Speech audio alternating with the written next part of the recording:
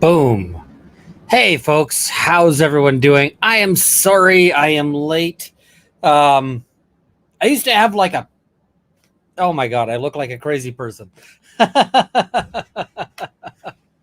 um, so I used to have a system for how to, for all the things to do to get ready and so forth. And then I forgot it when I missed a week. So, yeah. It is insanely warm. Um, did people not hear the boom? There was a boom. There was supposed to be a boom. So, yeah, I hope everyone's doing all right. Um, so the rumors that I'm dead are not accurate, as maybe you will have discovered by the fact that I'm here and not dead. So, um, yeah, that is now the reason why I didn't sort of say, "Hey, I'm going to be away," is because I didn't want to like announce to the world that my house was empty. So instead, I was like, "Hey, I'm going to be busy. I can't do Monday." Now, I expected that I would actually have two videos that went off, and they were scheduled to post. They did not actually post. So, so everybody kind of assumed I had died, and this was magnified by the fact that I was camping in an area that had no cell reception. I mean, absolutely no cell reception. Um, like you just couldn't get cell signal for miles and miles and miles and miles. And yeah, so so yeah, I was out camping. I had a great time, and we went to a hot springs. And the hot springs was fantastic because yeah, I spent ages at the hot springs soaking, and my back is actually feeling a little bit better. So yeah, that is, I'm actually feeling a little bit better back wise. So that is a good thing. All right, now we got a whole bunch of stuff to cover. Yes, I did make it on Rob's stream briefly, so that was helpful. Um, so yeah, somebody's saying, should I leave Law Talk with Mike? No, don't, I'm not going to tell you to leave anybody. You know, watch who you want to watch, and yeah, that's not. I don't want to fight anybody on this. So yeah, I did not shave while I was away. I brought my razor. I brought all of that, and I just didn't bother because why when you're camping? Like, why would I do that? So yeah. Um, so yeah, I look a bit like a crazy person. That is okay. That is acceptable. That was yeah. That's just how we're rolling. I thought about shaving this beforehand, and then I was like, yeah, yeah. All right, so we got a bunch of stuff to cover. One of the things I didn't cover when it came out, notwithstanding the fact that uh, I had a whole lot of people messaging me about it because I didn't get the messages until just recently, um, is Karen Reed's decision on the motion to dismiss. Now, I just wanted to say the decision on that was expected. This is nothing surprising, but we can go and we can cover it. So, let me just see here. Let's have a look. sorry, Aaron, we're going to cover it, and then we're going to cover other stuff. There's a whole lot of stuff to cover, but yeah. The next one will probably still be Karen Reed, just as part of the thing, because John O'Keefe is suing. So we'll talk about that. We'll talk about the decision as to why they're suing, why now, what this might mean for the trial, the very, very different approach to that lawsuit. But first, we're going to have a look at this one. So, memorandum of decision and order on defendant's motion to dismiss. Now, I said basically that the odds that this would be granted were very poor. Oh, Paul O'Keefe, yes. Sorry, I'm bad with names. It's John O'Keefe is not suing because of obvious reasons. Paul O'Keefe is suing on behalf of the estate and various others. So, yes, sorry. I am just bad with names. And also, I am talking to you guys and also simultaneously listening to another stream because I might have Emily in the back in my ears as I go here, because that's just how I roll. All right. So on June 9th, a Norfolk County grand jury indicted Karen Reed on charges of murder in the second degree, manslaughter while operating under the influence of alcohol, and leaving the scene of personal injury and death. So there were 8 weeks of evidence and nearly 5 days of deliberations. I think that there were actually, properly speaking, about 4 weeks of evidence. It's just we got lollied, and so that 4 weeks of evidence turned into 8 weeks of testimony.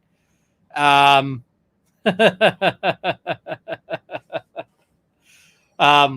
was awful and continues to be awful. So, all right.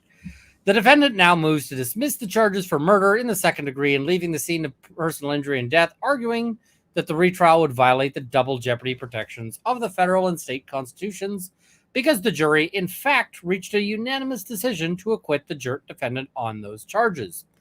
Alternatively, the defendant argues that dismissal is required because there was no manifest necessity to support the declaration of the mistrial with respect to those charges. After careful consideration, this court concludes that because the defendant was not acquitted of any charges and defense counsel consented to the court's declaration of a mistrial, double jeopardy is not implicated by retrial of the defendant. The motion is therefore denied. So, the denied is what was expected. I was kind of more interested in the reasons for the denial, and the reasons for the denial. So I am going to pause and redo, listen later to the other stream.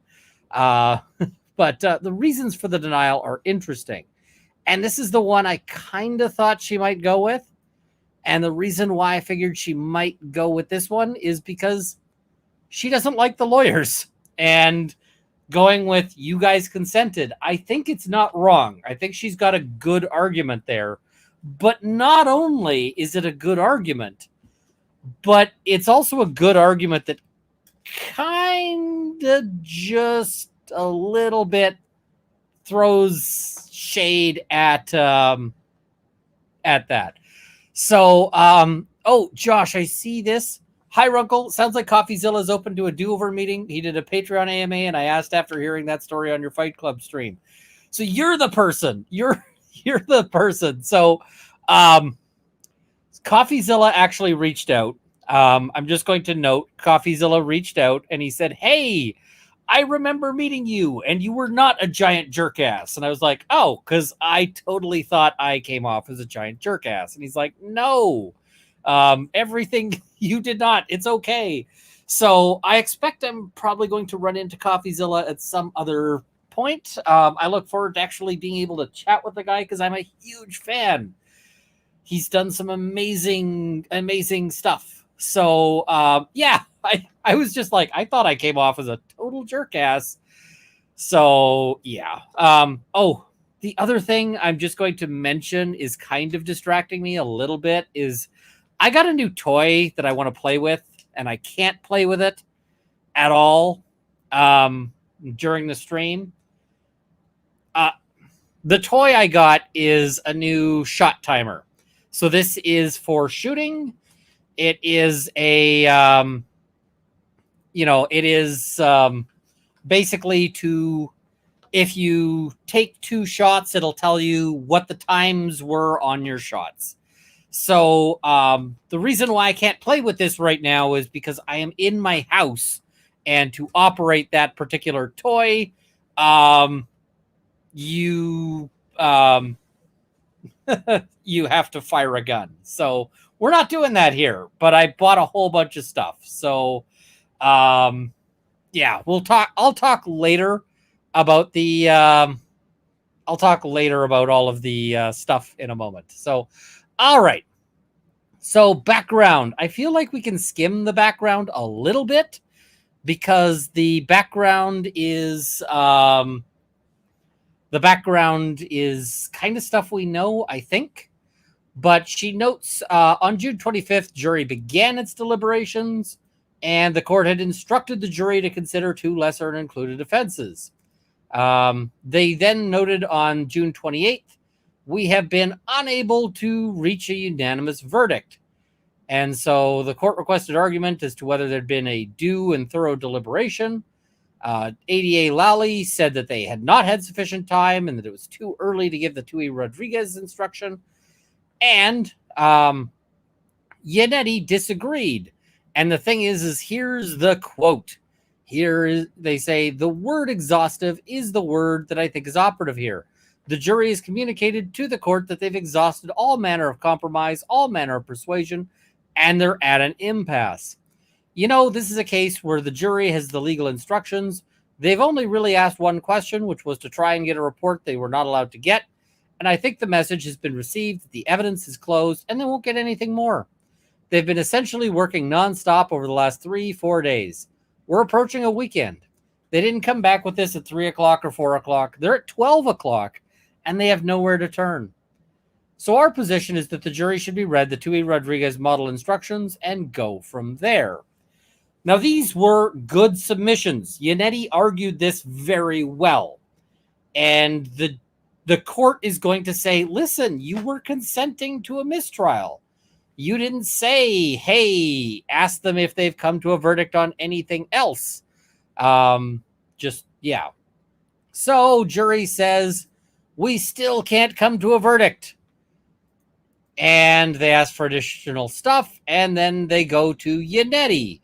And she says, hey, the Commonwealth said let them argue more, but Yannetti said no. So what did Yannetti argue? He said, our view is that it is time for a Tui Rodriguez instruction. They've come back twice, indicating essentially that they're hopelessly deadlocked, but the content of this latest message is that they've been over all the evidence. The previous message said they did an exhaustive review. This time they said that they have fundamental disagreements about what the evidence means. It's a matter of opinion. It's not a matter of lack of understanding. This court, when you sent the jury out, encouraged them not to take a straw vote. Encouraged them to go over all the evidence in a very methodical manner. I think all instructions are that they've done that. This is what Tui Rodriguez is for. And the judge is like, I agreed with you. I agree with you. So she read the Tui Rodriguez. And then the jury kept saying, no, we can't do it. We can't come to a verdict. We can't come to a verdict. And then after this note, the court declared a mistrial and discharged the jury back to the deliberation room. Counsel remained in the courtroom to discuss an agreeable date for a status conference. And the thing is, defense counsel didn't stand up and say, we need to poll the jury. We need to do the thing. And so what they're going to say is, you agreed to that. And the thing is that there could have been a risk, right? Let's say that they did say, we want to poll the jury. And the jury's like, yeah, we all agree that she is guilty of manslaughter. Well, then she'd probably be looking at 20 years right now. Because but the jury was like, we wanted to acquit on 2 of the counts. Why didn't you let us acquit? And nobody asked them. Nobody checked. Nobody whatever. So Now, all of these jurors contacted them after the fact. And here's a reason why the court is going to be reluctant to listen to this at all. The court, just as a matter of policy, is going to be reluctant to listen to the jury afterwards. And here's why. So I ran a trial where my client was acquitted. And I'm not going to give you many. Ooh. This was a bench trial because we mostly do bench trials here in Canada. But my client was acquitted at this trial.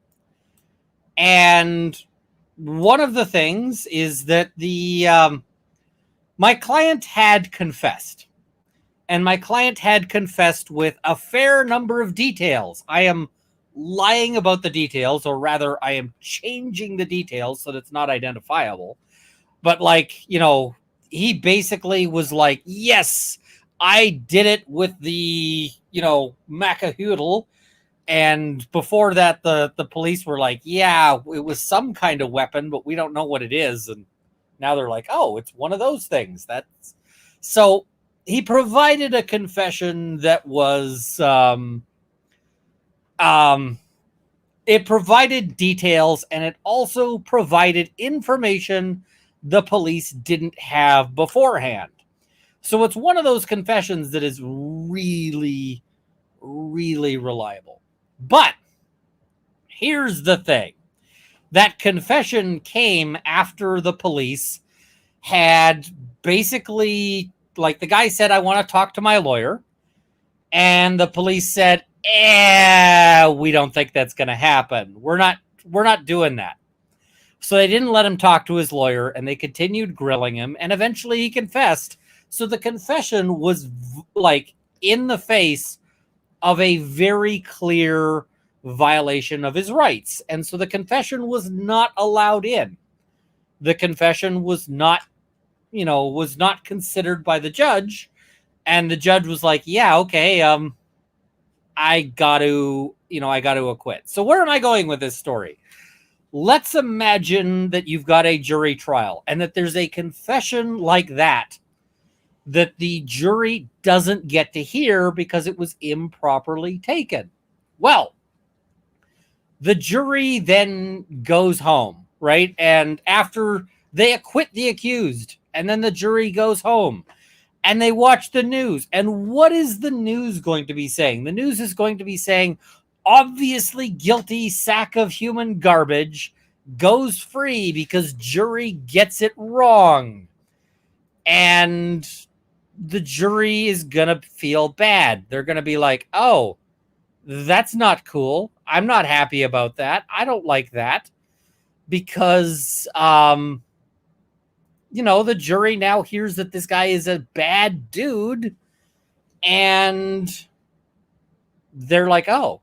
So the jury after that might have been like, they might send in a letter being like, we want to convict this guy. Now that we know all the information, we want to convict him. Or similarly, let's say the police, there's some other, so the jury saying later that they wanted to acquit, the court is going to be like, And the thing is we want some finality of verdicts, right? If somebody's acquitted, we want that to be final. If somebody is convicted, we want that to be final.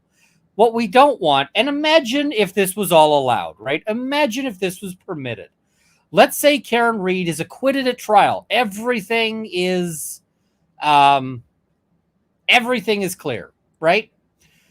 Well, then Lolly, imagine the situation where Lolly would be allowed to go to the jury and be like, aren't you sure you really would have liked to convict?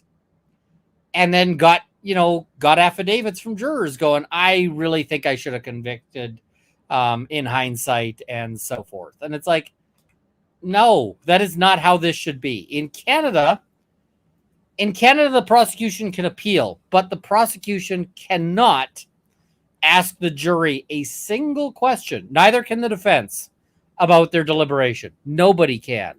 It's actually a bit of a problem. So, all right. So Yannetti talks about all of the affidavits he gets and, all of this. We're going to skip over that a bit. But basically, he says lots of jurors reached out and said, hey, we wanted to acquit on those. They also, just as a note, every jury that spoke up said, we don't want to, that we would have acquitted on those same counts. There was no disagreement on that. So on August 1st, the Commonwealth filed a post-trial notice of disclosure. This, by the way, Lally is doing the right thing here. I do not have an issue with Lally on this point. He files a post-trial notice of disclosure saying that he received 2 unsolicited voicemails from an individual who said that they were a deliberating jury, stating that the jury had been unanimous on counts 1 and 3, and they received emails from 3 individuals identifying themselves as jurors, stating that they wish to speak anonymously. They said, we are ethically prohibited from asking you those questions, and we can't promise confidentiality as we will be required to tell the defense and the court about stuff. And the jury, or these jurors or prospective jurors, said, okay, we got no more further. We don't want to talk about this any further. I don't fault Lally for saying, I can't promise you confidentiality, because literally it would be unethical for him to promise confidentiality to these jurors. The government can't really promise to keep secrets from the defense. It's not okay. All right, so the court goes through the Fifth Amendment, noting that a defendant is entitled to protection from double jeopardy if there had been some event, such as an acquittal, which terminates the original jeopardy, or if a mistrial is entered without the defendant's request or consent, unless there was a manifest necessity for the mistrial. Here, they're going to say it has been entered with your request and consent. You wanted the mistrial. Lally didn't want the mistrial. You wanted the mistrial. So that's on you. So, the defendant argues that indict or retrial would violate the double jeopardy protections because, despite the absence of a jury verdict, the jury, in fact, reached a unanimous decision to acquit her on those charges, or there was no manifest necessity. After careful consideration, the court concludes the defendant's arguments are without merit. And I have to pause a second. We've got some super chats sort of backed up. I'll have to get to those as soon as we're done this, but I do have to interrupt for this.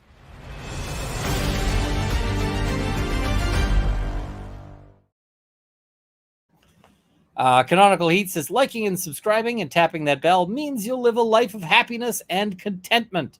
I cannot actually promise the life of happiness and contentment, but I do appreciate everyone who subscribes, everyone who hits the like button, all of the people. I appreciate you greatly, including, everybody sharing and all of those things. So, yes, the defendant first contends that she was acquitted and that therefore retrial is barred based on her attorney's affidavits purporting to reflect statements by jurors that the jury reached a unanimous conclusion that she was not guilty on the charges.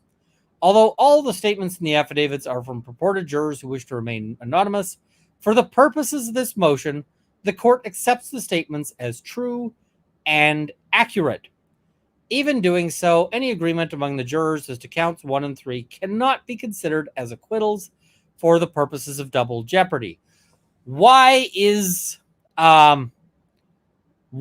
counsel, or why is the court saying, I am assuming that these are true and accurate? Well, because it actually protects this from appeal, right? If she said, well, I have no evidence that these are real jurors and real statements and real anything, then we'd be in a position where ultimately they could appeal this, saying, how can she say there's no evidence these were real juror statements if we didn't get a chance to actually bring people in and have a hearing and have a discussion and have a full, full production on this. So, yeah, this is protecting this decision from appeal. That's what that's in there for. And you'll notice that notwithstanding that, she does snark at the defense a little wee bit. We're going to embiggen this a little bit so that you can read this. They say, well, the court accepts the averments as true and accurate. It disagrees with defense counsel's characterizations of the statements as strong and uncontradicted. The substance of the conversations directly contradicts the notes the jury wrote to the court during deliberations, the last of which expresses disagreement over whether the Commonwealth met its burden as to the elements of the charges. Charges, plural, right? So she's saying the jury said they couldn't decide on the elements of the charges, not charges. So no deal, right?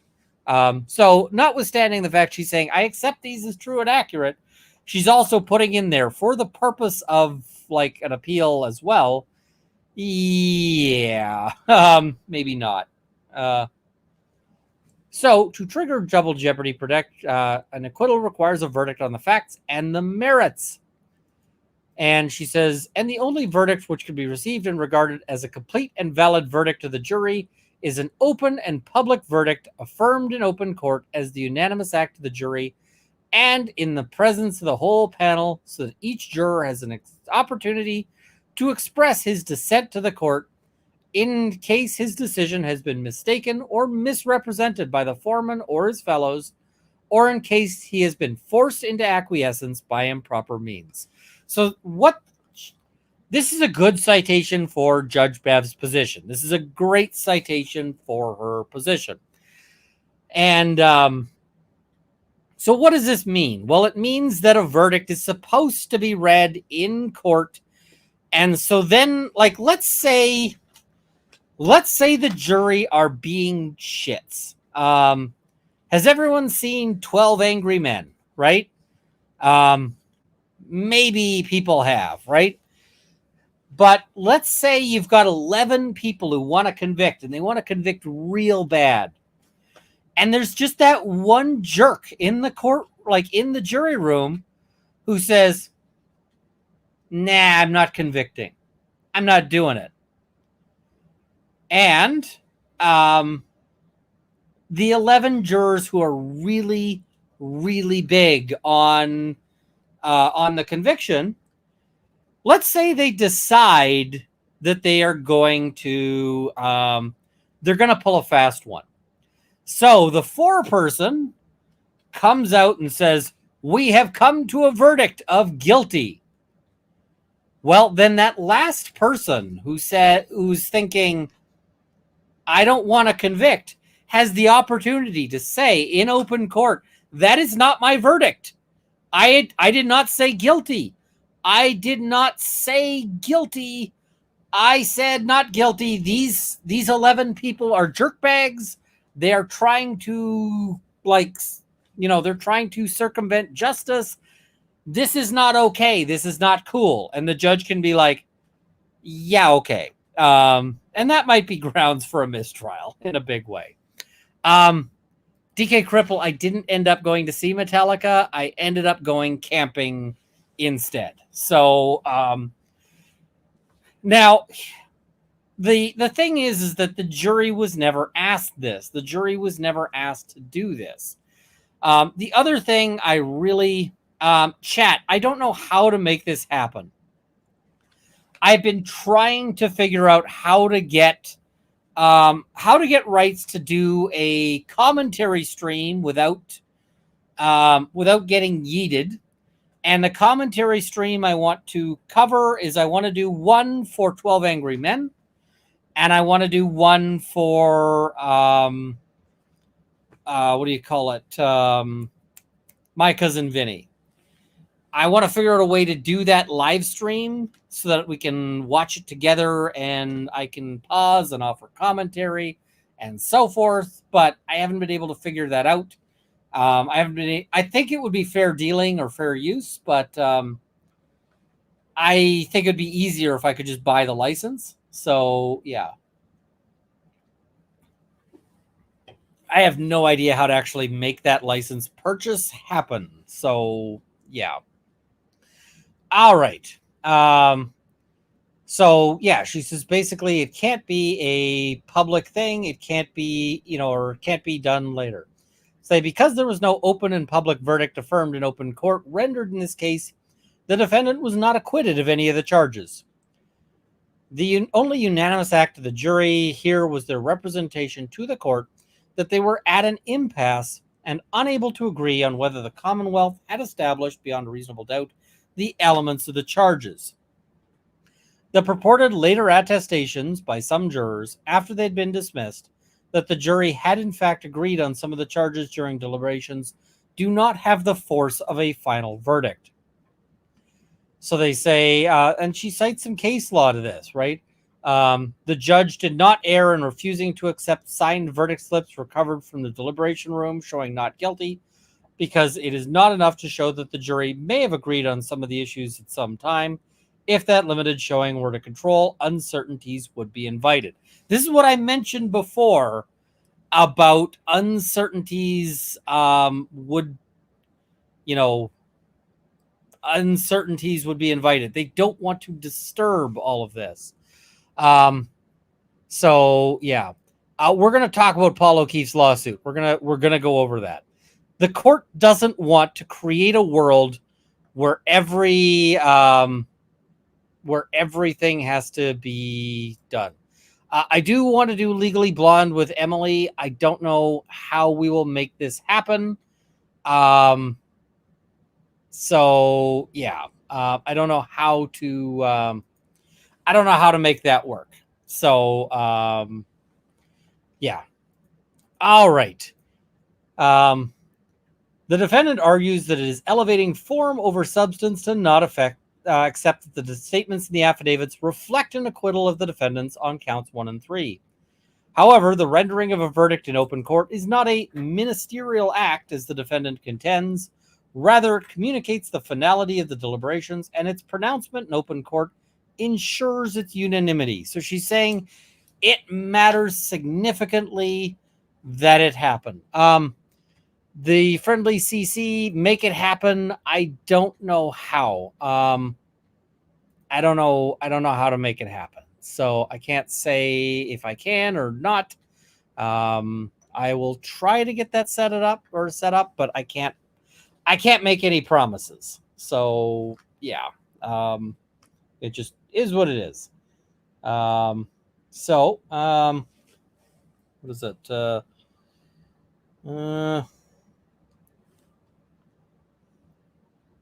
So 1 second. Sorry, I'm just responding to a message. Megan Fox was asking me a question. She's like, "When are you going live?" I'm like, "I am live." So, yeah. All right. So she cites some case law. I think she's actually got a good argument here, and I think, notwithstanding the fact that nobody's gonna like this answer, notwithstanding the fact that nobody's gonna like this answer, I think Judge Bev is probably right in the law on this one. I know that sucks. I know that's not what people want to hear, but I think Judge Bev is, I think she's correct. So, yeah. Now, I think that to a certain extent, the defense did make a mistake here. And Judge Bev kind of caused the mistake.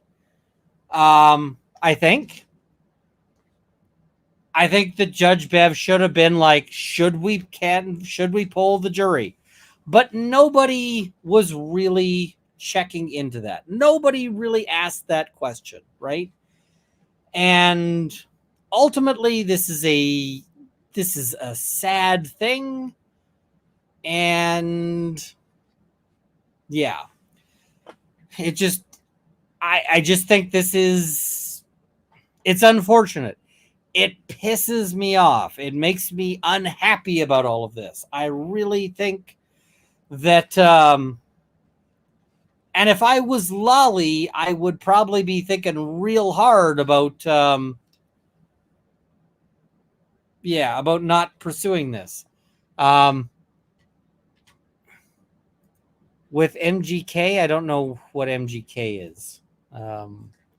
If you're thinking like the super famous Megan Fox, it's the other one. So, yeah. All right. So, it is the sort of commentator on YouTube, Megan Fox. All right. So, manifest necessity of mistrial. So basically, they're saying there is no consent to a mistrial, and so there was no manifest necessity to one. So they note a defendant's consent to a mistrial removes any double jeopardy bar to retrial. Consent may be explicit or implicit. Explicit consent may occur by either moving for a mistrial or agreeing to one. Now, when we have the case law saying explicit consent may occur by moving for a mistrial, do you think that they're going to find explicit consent? Like Lolly was arguing, or sorry, not Lolly, Yannetti was arguing for the mistrial, right?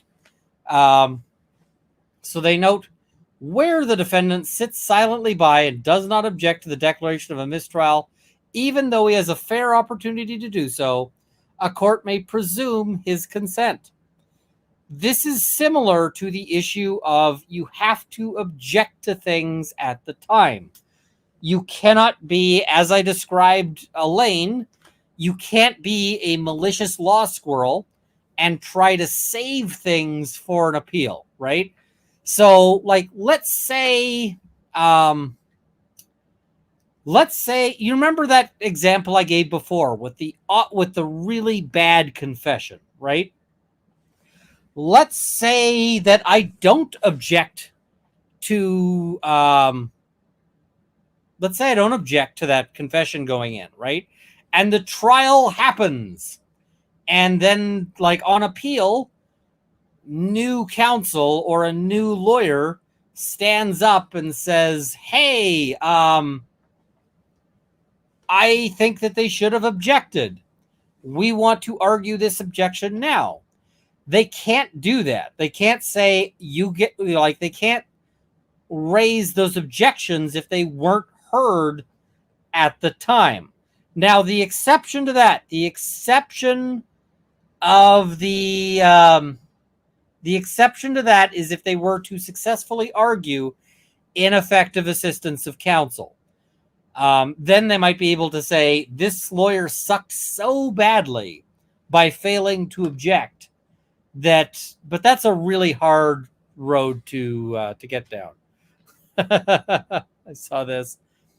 Yikes, Law Eddie Runkle. I hope Mrs. Runkle hides your shavers.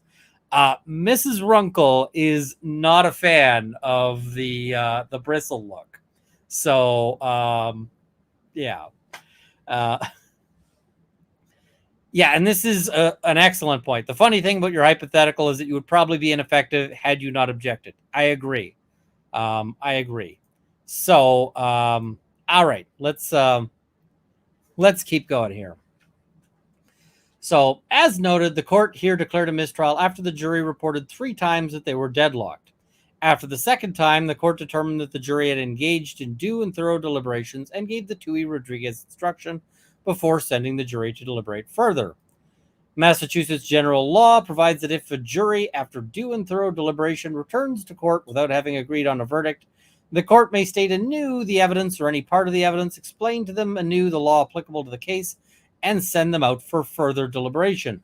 But if they return a second time without having agreed on a verdict, they shall not be sent out again without their own consent, unless they ask from the court some further explanation of the law.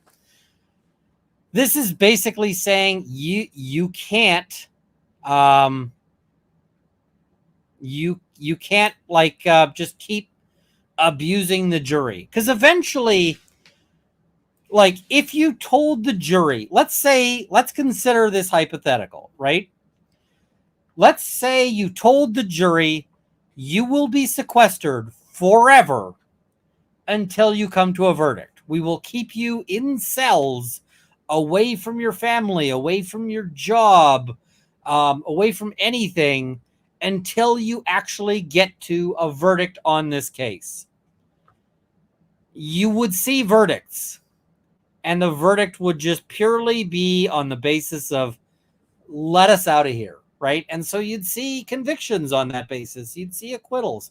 This is basically saying you can't abuse the judge, or like the jury, too far, right? The jury here needs some protections, and you got to leave them alone after a certain point. Now, I don't think a judge would normally do that.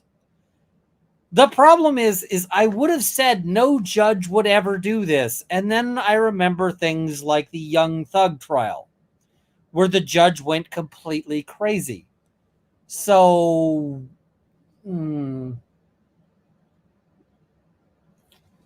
yeah, there's just no guarantee, right? So they say basically, Attorney Yannetti twice argued for the court to give the Tui Rodriguez instruction, the final step before the court would declare a mistrial. So basically, you asked for the mistrial setup. I think she's right here. Yeah, the new judge ruled that was on the up and up. I think the new judge decision was crazy, but that is what it is. So Attorney Yannetti argued that the jury had engaged in due and thorough deliberations, was at an impasse, and should be given the Tui Rodriguez instruction. The following Monday, when the jury sent a second note after deliberating for approximately 2 hours, stating that consensus was unattainable, Attorney Yannetti again argued that the jury was hopelessly deadlocked. And basically, the judge is saying, you knew that this was setting up a mistrial. You knew what you were doing. Yannetti, come on. And then, nevertheless, in a remarkable turnaround, defense counsel now argues that the result they twice advocated for was sudden and unexpected. I actually agree with Judge Bev's snark here a little bit. There's a distinction here, though. Like, he wanted a mistrial, but the question is, did he want a mistrial without going through and seeing if they had reached unanimity on anything, right? So, yeah, I don't know. Although the court did not specifically ask defense counsel if they had any objection to the declaration of a mistrial, counsel had multiple opportunities to voice an objection if they in fact had one. She's like, you guys you're senior lawyers. This isn't your first ever trial. You could have stood up. You could have said something. You had no problem objecting every time. Well, not every time. You had no problem objecting when Yannetti said something Lally. Christ, I am out of practice. When Lally said something objectionable, you stood up and objected. You know how this works. And I don't think anybody is successfully going to be able to get up and argue that, like, Yannetti and Jackson are asleep at the switch or bad lawyers or whatever. They didn't ask for a poll, and there might have been some strategic reasons for that, right? The strategic reasons why you might not ask for a poll is maybe they said, like, listen, we can't agree on murder, but we've agreed on manslaughter. And you know how much that would have sucked for Karen Reed? That would have sucked real hard. And I just want to say here, if we had a jury, consider what your position would have been if the jury had come back later and had sent messages to Lally saying, we actually were in agreement to convict on the manslaughter, keeping in mind that if she gets convicted on the manslaughter, she is likely going to be in jail until she dies, right? So would you be thinking that it was unfair that the court declared a mistrial on that count if we mix it up and switch it around, right? Yeah, it's I'll talk about afterwards what I think the fair result is. I think this is the legal result. I think this is the proper legal result. I'll talk about what I think the just result is, because I think those, and what I would do if I was the prosecution, right? What I would do. So, they noted while waiting for the jury to enter the courtroom after the court announced the jury was again at an impasse, defense counsel could have asked to be heard on the issue. Right after the court declared a mistrial, during the discussion about scheduling a status hearing, counsel could have said, hey, why didn't you ask them? Lastly, counsel could have communicated to the court any objection or request to poll the jurors while the jury was still at the courthouse waiting in the deliberation room after the declaration of the mistrial. She's like, you had all this time to speak up. Instead, defense counsel said nothing to the court about the mistrial, then proceeded to the courthouse steps where Attorney Jackson declared to the media and onlookers that the Commonwealth failed miserably and will continue to fail with its prosecution of the defendant. See YouTube. We're starting to see more court documents citing to YouTube, and that's a whole thing, right? It strains credulity to believe that if defense counsel wanted to voice any objection to the court, it would not have been heard. I think that the court has heard the objections when they were raised. I don't think that that is a criticism that can be raised of Judge Bev. Bev Canoni there. She has... she might not have granted objections that I think should have been granted, but... that's not the same thing as not hearing them. Significantly, defense counsel were no shrinking violets. Neither Attorney Jackson nor Attorney Yannetti has ever needed this court to inquire whether counsel had an objection in order to be heard, and the court has never denied counsel the opportunity to be heard in open court or its sidebar. The court reconvened many times at counsel's request. Just days before the declaration of a mistrial, defense counsel asked to address the court while the jury was deliberating to raise an objection about the verdict slip.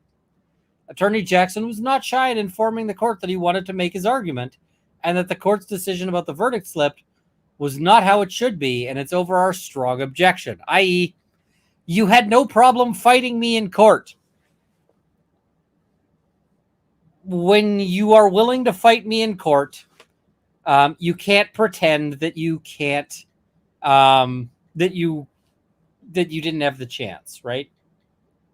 Attorney Jackson went so far as to suggest it was almost like the court is directing a verdict of the subordinate charges by not making changes he wanted.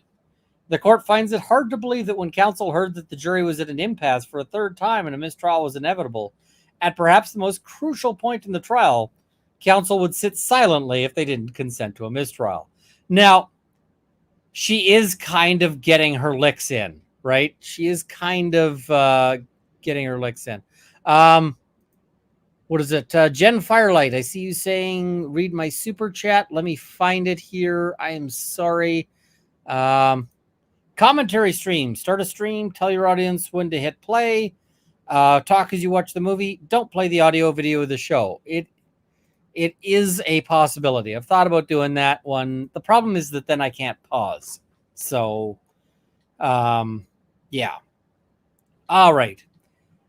So they basically say the court doesn't agree that you didn't have an opportunity to be heard. You had lots of chances. And they say silence was not consent, or judge's conduct was so intimidating to defense counsel as to foreclose objection from defense counsel to the declaration of mistrial. She's like, I did not intimidate you, sir. You were not intimidated. You were not intimidated. What did somebody say in EDB's chat? No, I'm curious. All right. Missy, you're not the only one who doesn't really hate Bev. There's lots of people who don't. I am not a fan of Bev, but I don't hate her.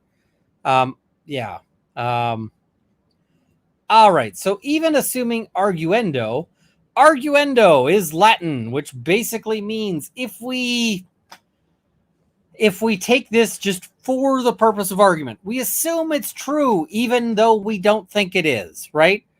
So, let's say my wife and I are having a disagreement because she thinks she hears somebody in the backyard as we're sleeping and she wants me to go look for them, right? This is purely hypothetical because it's never come up, but let's imagine the situation of Mrs. Runkle says, go check out the backyard. I think I heard a noise. And I say, I did not hear anything. There's no one in our backyard. Our backyard is locked.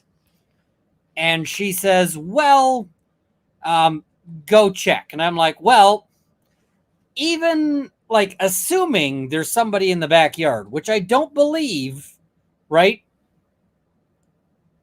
I don't think it would be a good idea to go out to the back and confront this person and possibly get stabbed in the eyeballs, right?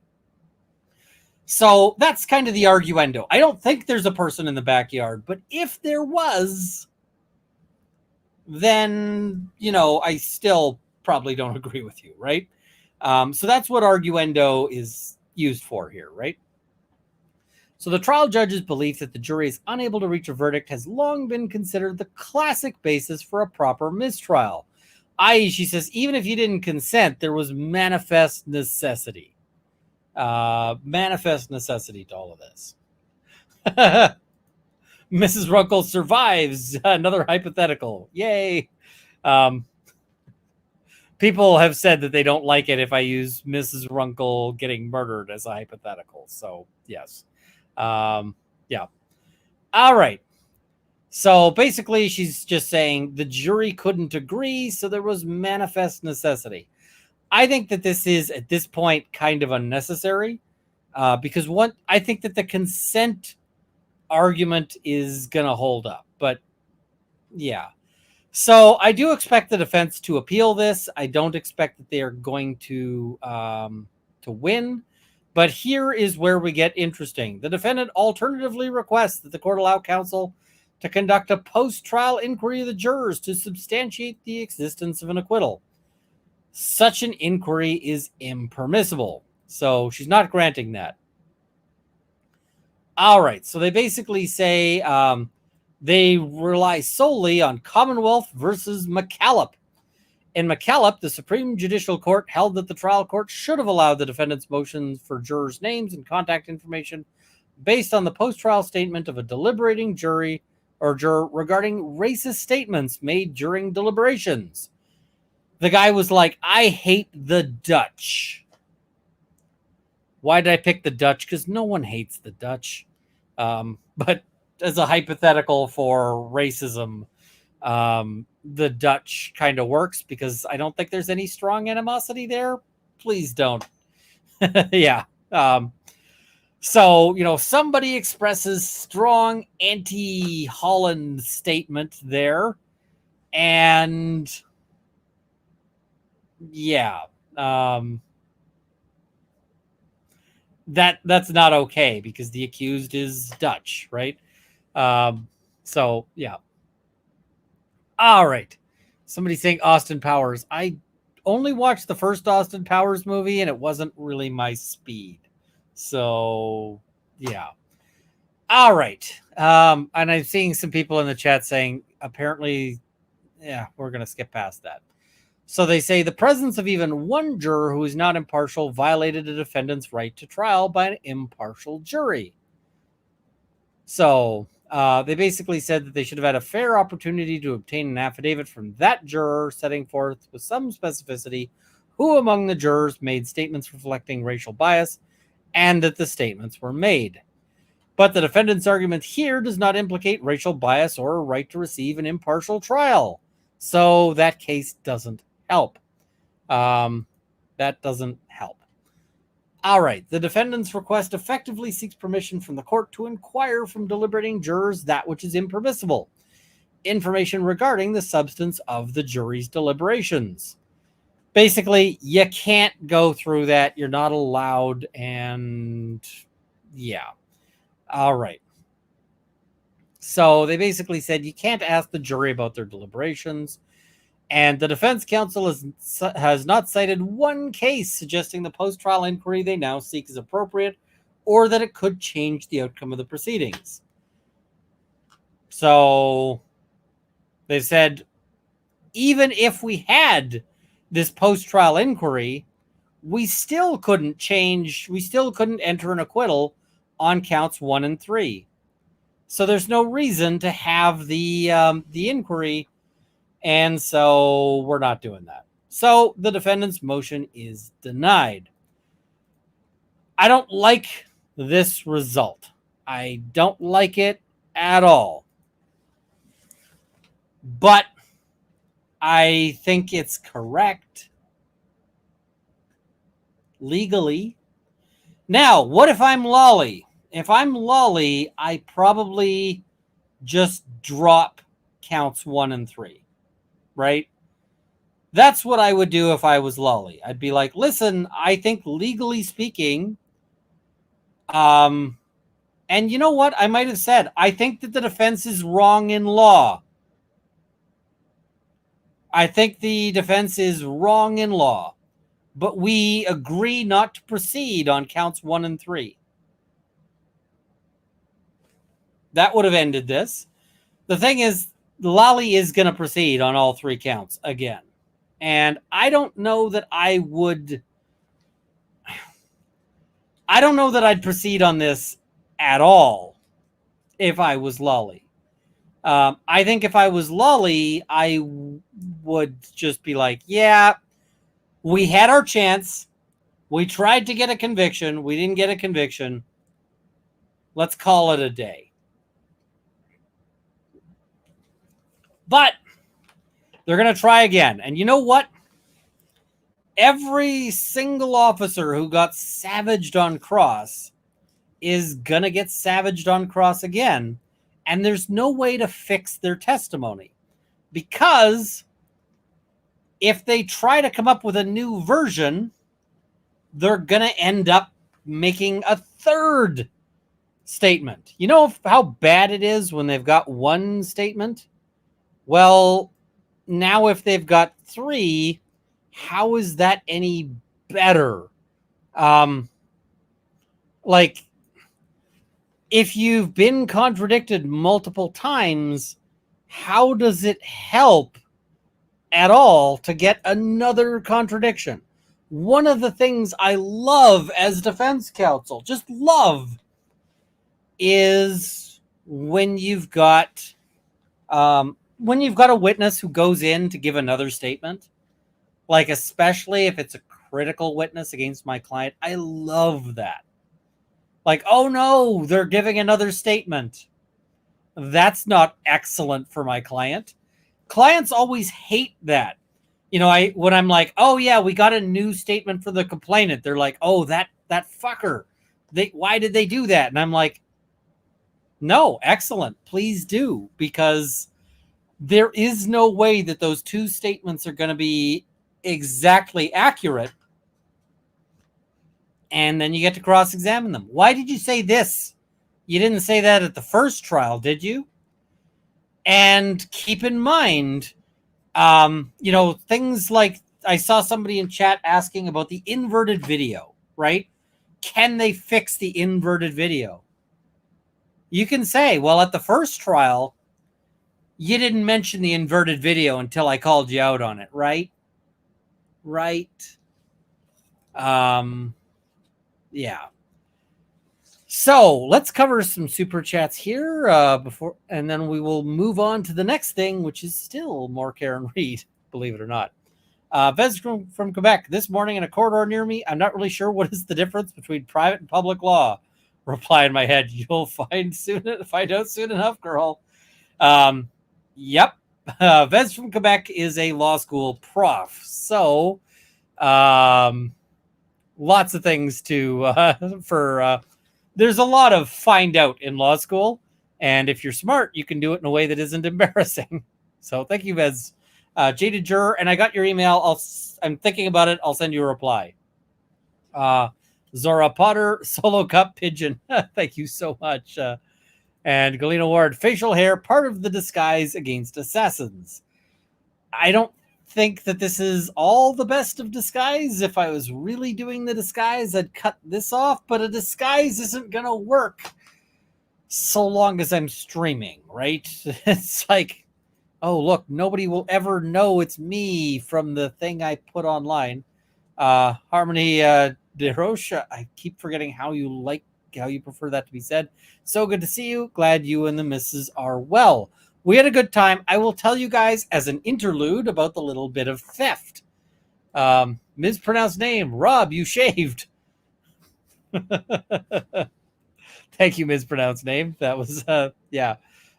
Jen loves wine. The ghost of Wrongful returns. I am not dead. Not dead, despite some people's possible wishes. John Coleman, chat, you're late. Runkle. A Runkle is late. Is never late, nor is he early. He arrives precisely when he means to. Fair. Ginger with a soul. Very glad you're not dead and are here instead. Thank you so much. Linda Santiago, good to hear that your back is somewhat better. I'm like, I need to get a hot springs. I don't think that's doable. I don't think that's something you can just acquire. So, yeah. Nicholas Starro says, heyo, I will wave again next time I'm near Canada. Next time you should come visit. That is the thing. Rainman YYC, thank you for the 5 gifted memberships. And Jaded Juror, thank you for the 10 gifted memberships. Maddie Herford, thank you for the gifted membership. Angelique, thank you for signing up. Volkus, with the police nonsense, I can't shake the thought that the foreman worded their notes to force a mistrial. I don't know. I'm reluctant to speculate, but it is possible. Becky says, my favorite way to spend Mondays at work. Glad to have you here. Kat Not Williams, thank you for the 5 gifted memberships. And Canonical Heat, thank you for 20 gifted memberships. Matt Gear, welcome aboard. Thank you. Liz Salermo says, welcome back, Ian. Thank you. I try not to miss weeks, but sometimes stuff happens. Laura, thank you for the YouTube membership. Fiona W., thank you for the 10 gifted memberships. Much appreciated. Laura says, yay, Runkle is back. Thank you. Mispronounced name, thank you for the 5 gifted memberships. Sable's Mom Lee, hope all are well tonight. Doing pretty good. Megan, a.k.a. Meg, is autistic. I still think Karen Reed should have been charged. I agree. The prosecution's case is kind of garbage. Bev's nonverbal / body language was off-putting, in my opinion. Yeah, I found her odd. And I am going to try... So I went to the liquor store. I picked up a thing I've never tried before. We're going to try it. And I'll tell you if it's good. So, Alan Mueller, consider if the state is another officer redo Paul's work. Defense calls Paul and has a field day. Turtle Boy on Twitter was saying that he has heard through the grapevine, and Turtle Boy's information has generally been good. His information has generally been good. That said,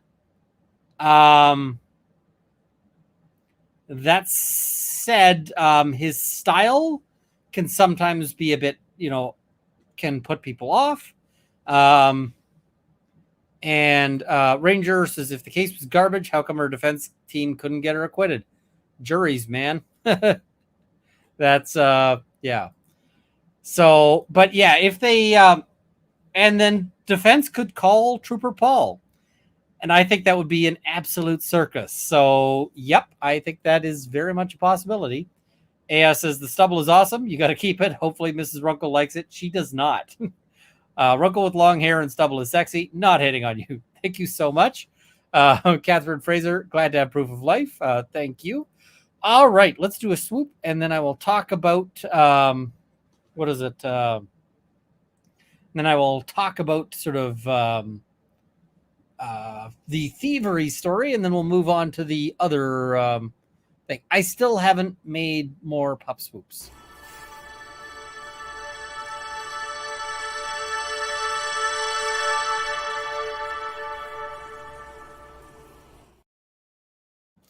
All right, so let us talk about. I posted on Twitter about, hey, I just discovered someone stole some crap from me, and then I lost signal because that was posted at a campground where I did have cell signal, and then after that, I went to another campground further out, and so I didn't have cell signal at that place. So I had people asking all sorts of questions about what was taken, what was going. So here's the rundown. Mrs. Runkle and I had a campsite, and we went to go check out the lake at this campsite. We were at the Beaton Park campsite. And so we went to go check out the lake. We tried fishing. The fishing there sucked because the fishing dock was used by every boat to disembark, notwithstanding that they said, no, you can't do this. So then we went back after fishing and catching F all. We went back to our campsite, and they took a couple of somebody came onto our campsite and took a couple of things that we left out. And the things that they left out, or that we left out, were what do you call them? The little headlamps. So those got left out. Those, somebody borrowed those and never returned them. So yeah, they never intended to return them. That is not like how that was intending to go. So yeah, they just took the headlamps, and those are gone. So that kind of sucked because no headlamps at night means no walking at night. That was not ideal. Now, we did have one additional headlamp, and we had some flashlights and so forth, so it wasn't terrible. But yeah, it was just like, oh, that sucked. Headlamps, I suspect it was just somebody didn't bring headlamps and thought, hey, we'll take those. This is the downside to camping at like big campsites, is that you're always around other people. And I'm not a huge fan of those big campsites because there's just too many people around, and you've got people like, you got me and Mrs. Runkle are set up in our tent. And to be fair, we're sitting in there set up in our tent. We've got like fancy air mattresses and all of that. But like next to us is an RV running their generator to play movies on a big screen, like on a projection TV that they brought out. And I'm like, this does not feel like nature. I much prefer, if I can, to go camping out in the middle of nowhere where there's no one around. And yeah. All right. So I am opening a Cran Fusion cranberry and ginger ale. We're going to see if it's any good.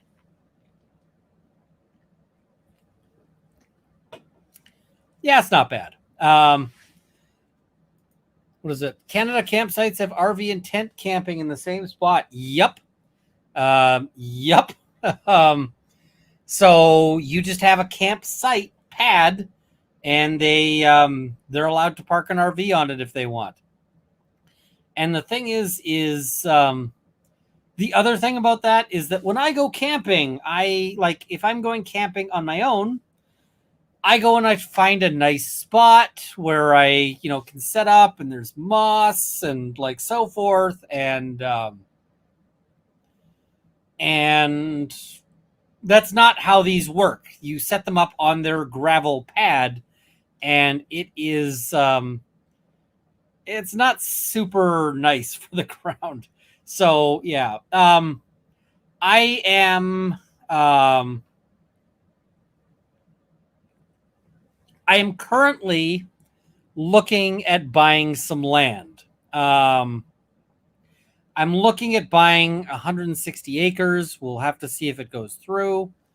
But I'm looking to buy land that I can hunt on, that I can camp on, that I can all of this. And I'm just going to say I'm probably going to retain my own realtor on this one. I was previously just talking to only the other side's realtor. I'm probably going to retain my own realtor on this one. And I think I may have found the realtor. And let me tell you the story on that one. So I reached out, and so there was an acreage that I was looking at, and I reached out to the realtor, and I was like, I have a bunch of questions about like the hunting and the fishing at this, at this acreage. And the realtor I reached out to said, I don't know shit about any of that. But me and a friend are also selling this as well. She's like, I have another realtor who's also on this, and you should talk to him because he does all the hunting and the fishing and so forth. So I called him. I think technically he called me, but we got talking, and he's like, so I gotta ask, Runkle, are you Runkle of the Bailey? And I was like, yes, I am. And he's like, oh, that is really cool. So I might be buying it through a fan, I guess. But yeah. What? EDB just got suspended on stream. What? What just happened? Oh no. No, that's not good. That's not good at all. That's not good at all. I'm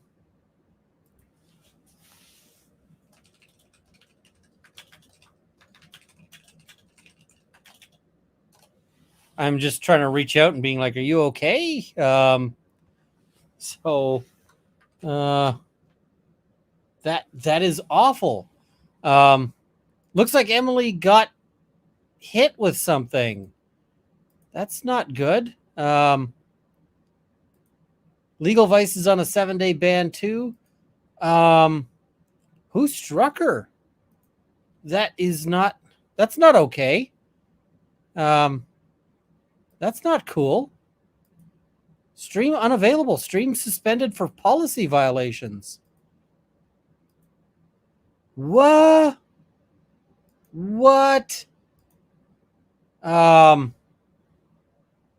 Okay, guys, I'm sure Emily's going to be able to figure this out. Emily has people at YouTube. Emily should be able to get that solved because, wow, I did not see that coming. Let's see. Somebody says she's back. Is she back? Oh, she's back.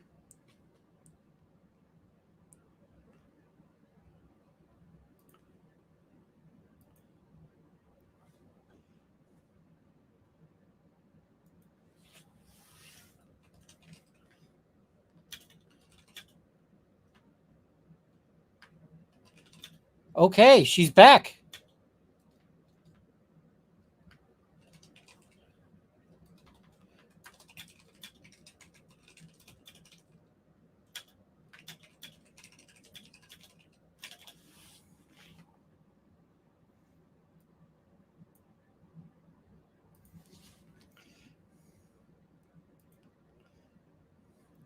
Huh.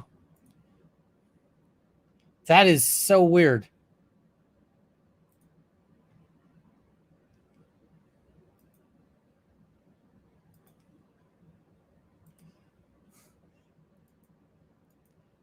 Okay. Emily's okay. Sorry about that. I see CG saying I should stream on Saturday nights. I should get my hand an acreage with government lands on all sides of the property. I don't know where I'd find that. I don't know where I would find that. Because I mean that would be ideal, but I don't know where I could find that. So yeah. All right.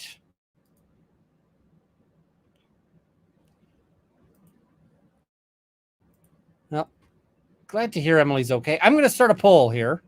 I'm going to start a poll. Give me a second. Once it loads, engage with your audience. Start a poll. All right.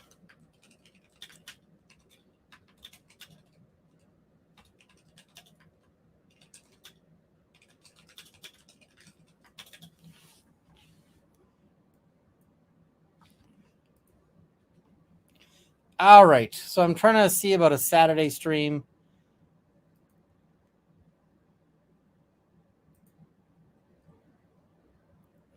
All right. So I've started a poll just to see what people are saying. I might occasionally, even if it's looking like people are saying no. My parents have government land on one side. It's not worth it because people are a-holes. I'm looking at what is it? I'm looking at the property I'm looking at is one that's got land or government land on one side, not on all sides. Oh, Emily's down again. Oh, crud. So yeah, I do have some concerns about that. So, could you ask Runkle to circle back to what Turtle Boy said? What Turtle Boy had said was that he had inside information that, and again, his inside information has been pretty good. He said that he had inside information that that the Commonwealth was not going to call Trooper Paul again, and that instead they were going to that they were just going to leave him out, and that the defense would be likely to call him. So if they don't call,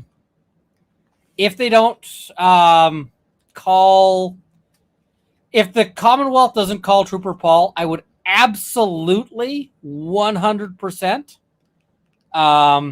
if I was the defense, 100% I would call Trooper Paul.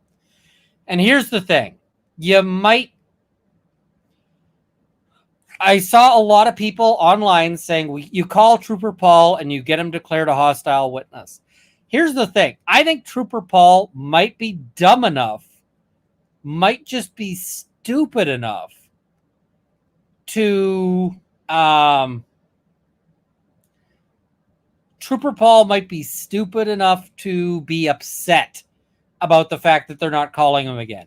He might just be dumb enough to argue that he's the guy who really had it figured out, that he's the guy who really knew what was going on, and that that was on him. So Trooper Paul might be the guy who is willing to sink the Commonwealth ship just to just out of spite and out of I think I'm doing better. So yeah. Oh, EDB strike is third-party audio or video content. So Emily was streaming the Corey Richins prelim, and I guess some dirtbag was claiming copyright on it, and they took her down. Emily's going to go to war, and I'm going to laugh because Emily's going to win that war. I'm on team Emily 100% on that. I think just about on everything, but especially on that. Give me 1 second. I got to reach out to I'm just reaching out to Emily's going to be busy. I'm going to shoot a message to one of her peeps just asking if they need anything. If there's anything I can do to help. Because, yeah, that is some effery right there. Right there.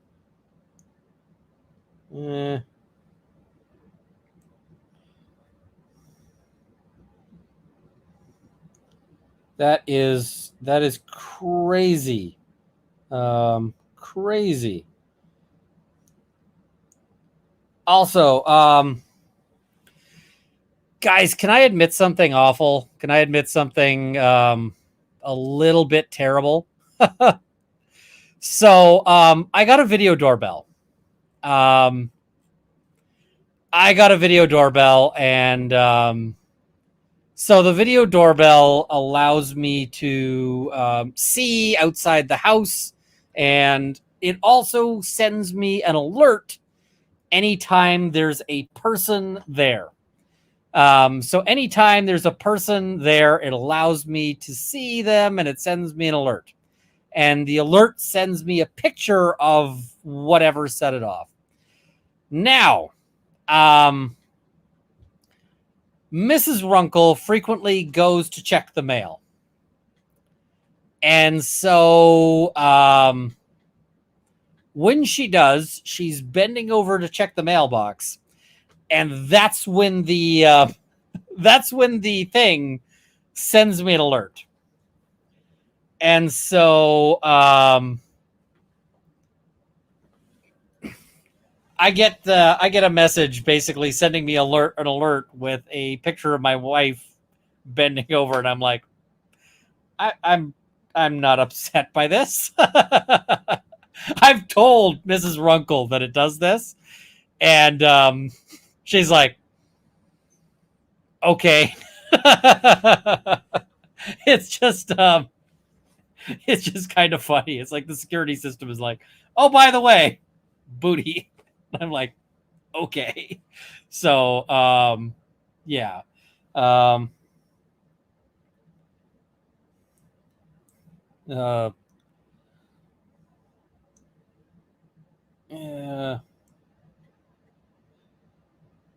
What is it? Yeah, I just was like, that is, yeah. It is what it is. Other thing I'll mention, I have to get ready for the big charity live stream. So the big charity live stream is happening in November, and in November, I am going to be doing a 24-hour. Kim, she's welcome on if she wants, but I suspect she's probably on the phone talking to her YouTube person going, fix this. So, and yes, I'm not sharing the pics. Come on. So, I need to get into the leather workshop. Maybe I'll do some of that for streaming. But there will be for auction some of the stuff. Like this one is a little leather pouch. It is made deliberately from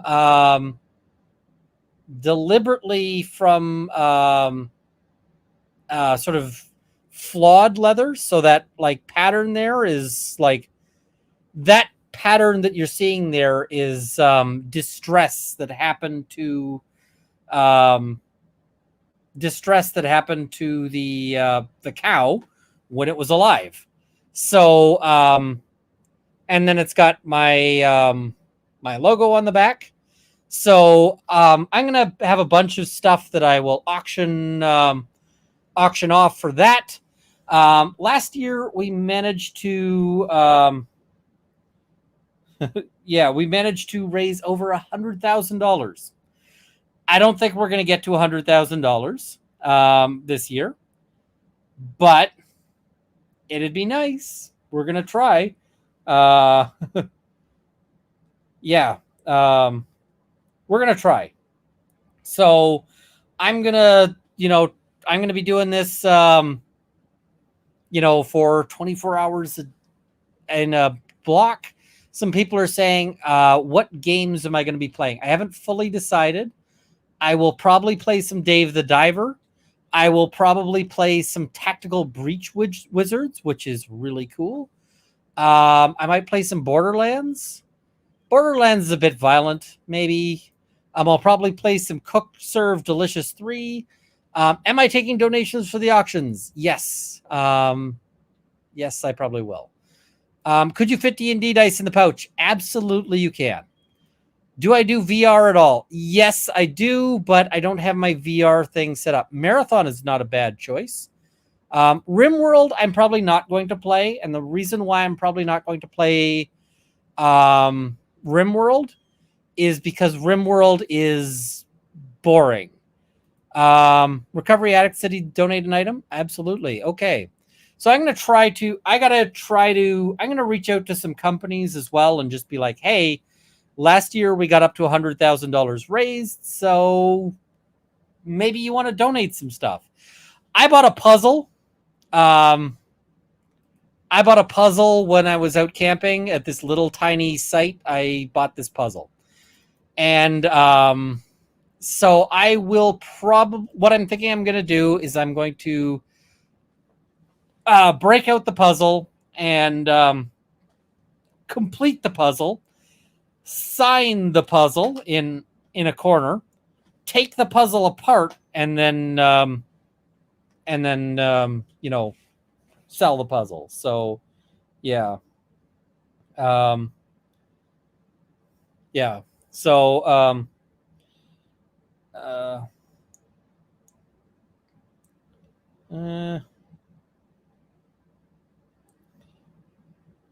what is it? Yep. So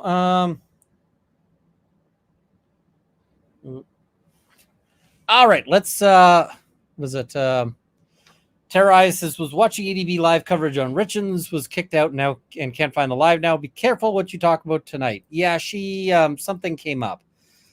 Please have a special Lawyers and Dragons quest. I will see if I can organize some sort of D&D thing.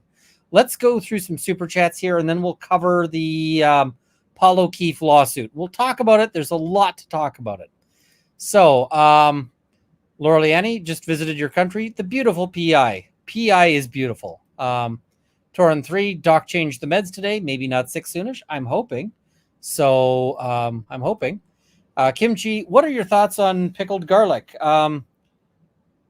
I like pickled garlic. I eat way too much of it if I have it. Yeah,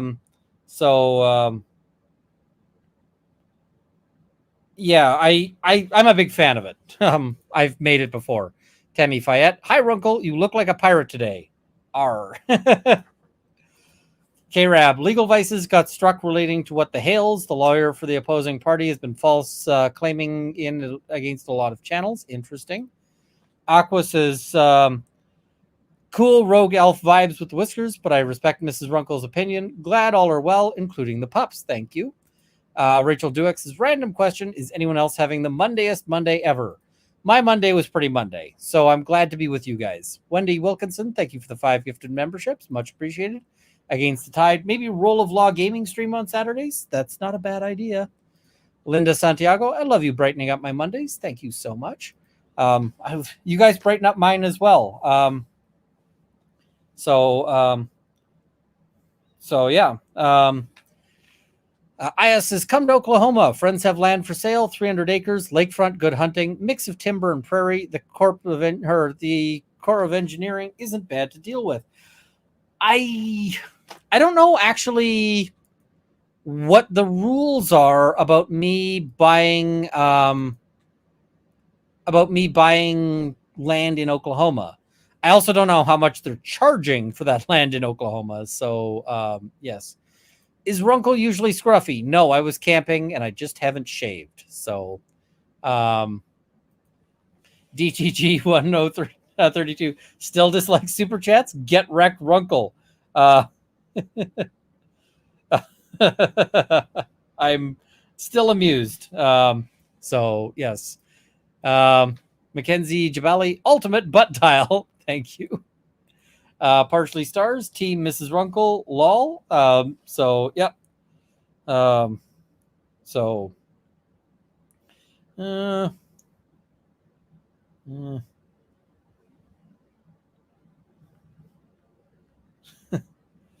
just, what is it? Kristen M96. I was thinking if you wanted to do a website pre-charity, maybe see if Squarespace will sponsor it and donate to the charity. They sponsor everyone. Interesting. I'll have to look into that. Thank you. Sorry, I'm fumbling 7 things. Vomit Fountain says a leatherworking stream would be wonderful. Looking forward to the charity stream. We will give it a go. Pampered Jelly, I can donate an item or 2. I can send to you, you or direct to winner. I got to figure that out in a real hurry. Mispronounced name. Time to start making bricks famous. I do have a brick. CG, I didn't want to suggest Saturday instead of Monday. I was suggesting Saturday as well. No interesting lives going on Saturday night. I was looking for you. I will consider. I probably can't do it every time to do 2 a week, but I will consider something like that. Witchy Jesse, thank you for the hearts. Yellow Pill NP, I sent you an email. Not sure if it went to your spam. Lol, I swear I'm not a bot. I will try to find it, Yellow Pill. Excuse me, Monday is Monday for sure. Yep. Little Haroak, thank you for the new membership. Much appreciated. Joy W101, hi, just because Ian doesn't like super chats. Thank you so much. All right. I guess the other thing I got to note. DK Cripple says, I thought you were going to Metallica this weekend. I was originally planning to. And then Mrs. Runkle was like, let's go camping. And Mrs. Runkle wins. Also, the Metallica tickets were going to be like a cool grand. So, yeah. So I wanted to go see the Metallica show. It was just going to be an F ton of money. And I don't have an F ton of money. I just, yeah. So Alan Jackson, not the country singer, was the defense counsel for Kevin Spacey. Wow, that's interesting. It happens sometimes if you're a big defense lawyer. So, and Belle Feinstein, I'm having a Monday to be sure, Monday in overdrive. And I will reply to your texts as well a little bit further here.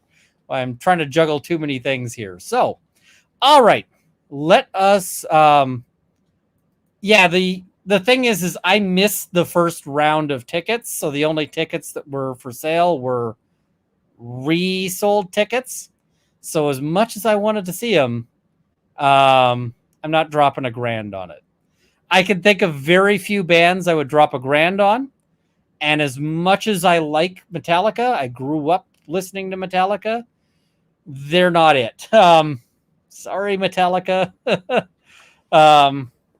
Yeah.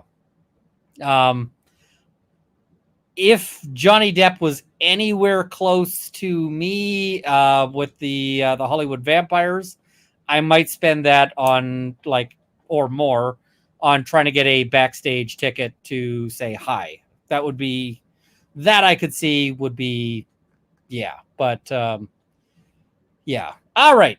So let's start with looking at this lawsuit here. So we're gonna note. Normally we skip over the. Normally I'd skip over the parties, but here we're gonna go through the parties because the parties are interesting. The parties are. So Paul O'Keefe, as personal representative of the estate of John Joseph O'Keefe III. I didn't know he was the third. Okay. I didn't know that at all. Uncivil, I can try to send. Oh, shoot. Uncivil, give me a second. I think I can send it your way. Uncivil. Give me a second, Kurt. Fire. Kurt, you should have it via Discord DM. So, yeah. All right. So this is always interesting in a lawsuit because it's Paul O'Keefe who is suing, but he's suing as John O'Keefe. Why is he suing as John O'Keefe? Well, because John O'Keefe is dead. And, Lazarus coming back from the dead, the first thing he did was not file a lawsuit. The dead can't file lawsuits on their own. So, one pass crazy. I know you'll be at the Taylor Swift concert later this year. I would go to a Taylor Swift concert. There's just no way that'll actually happen. So, but yeah, the estate can sue, right? The estate can sue. Paul O'Keefe suing individually, which means he's also suing as himself, right? John O'Keefe the second, which I think is his son. Margaret O'Keefe, that's the mother, and Margaret O'Keefe as grandparent / guardian of Kaylee Furbush. Okay, so those are the plaintiffs. It is the family versus C&C Hospitality doing business as CF McCarthy's. Waterfall Bar and Grill Limited doing business as Waterfall Bar and Grill, and Karen Reed. They're suing. Oh, John second is the dad. Gotcha. Oh, that would make sense in terms of the numbering. Derp. So, yeah. So, yeah, the second would be his dad, not his kid. It's been a Monday. So this is actually really, really common in an event where there is booze involved. So let's say somebody gets absolutely drunk and they stagger out of the bar and they punch you in the face. Well, you might sue the bar. This is in the U.S. They'll call these dram shop lawsuits. Not that terminology is not typically used as much in Canada, but we still have liability for that. So let's go through this. Let's talk about this.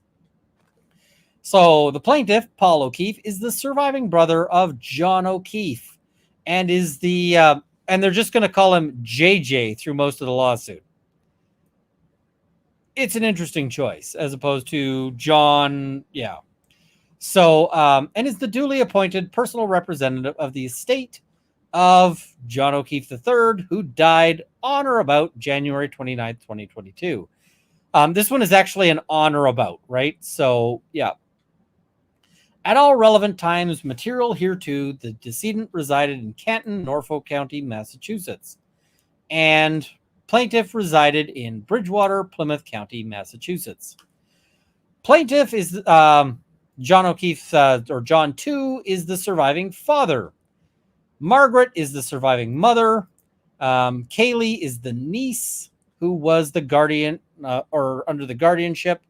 And the defendant, CF McCarthy's, is a restaurant and bar, right? Waterfall Bar and Grill is a bar, right? We know about the Waterfall because, oh my God, we know so much about the Waterfall. They've got the high tops, they got the low tops, they got all of the things, right? So, what do they start with? The decedent, JJ, was the middle of 3 children in a tight-knit family. JJ was a third-generation Boston police officer. After the tragic death of JJ's sister, Kristen, and brother-in-law, Steve, JJ took custody and guardianship of his niece and nephew, who were 6 and 3, respectively. Over the next 8 years, until his tragic passing, JJ raised and supported his niece and nephew. This, by the way, is tragic because these kids, they lost their mom and dad, right? They lost their parents. And then, after losing their parents, they get taken in by John, who's doing a solid, right? Not everyone can step up in that situation. They step up. They do the right thing. And having stepped up to do the right thing, he then dies, right? He then passes on, and yeah. So I see a lot of people with comments on the timing. We're going to talk about the timing. So after the tragic death of JJ, Margaret took guardianship and custody of her grandchildren. So now they're with Margaret. So at all relevant times, JJ and Reed were in a dating relationship. However, they say in the months, weeks, and days leading up to the 29th, JJ and Reed's relationship was deteriorating. During such time, defendant Reed picked fights, experienced jealousy, and had delusions of unfaithfulness. Now, here's the problem with putting delusions of unfaithfulness in there, which is that now I don't like that. I don't think that this is necessary to their lawsuit. And I think it's actually now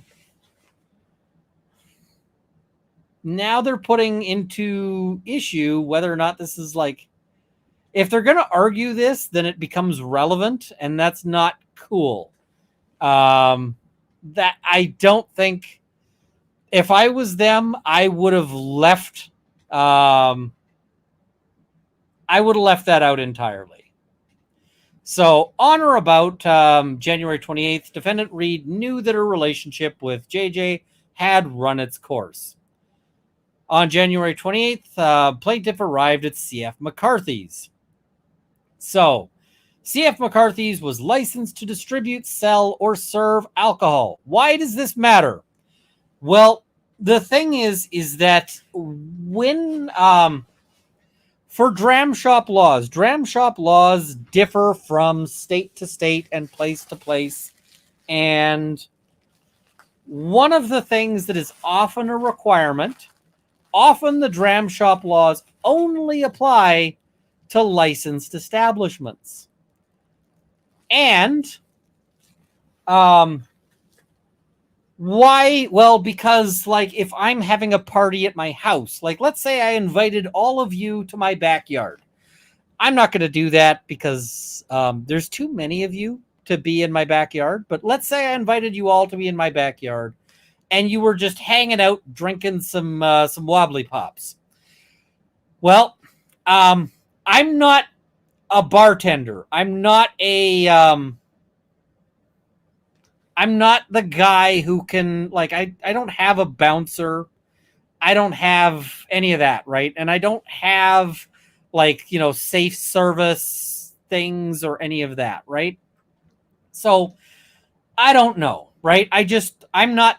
So usually the dram shop laws that impose liability for over-serving apply just to places that are licensed to distribute. Now, in some places, they also apply to issues. Some places they also apply to private hosts, but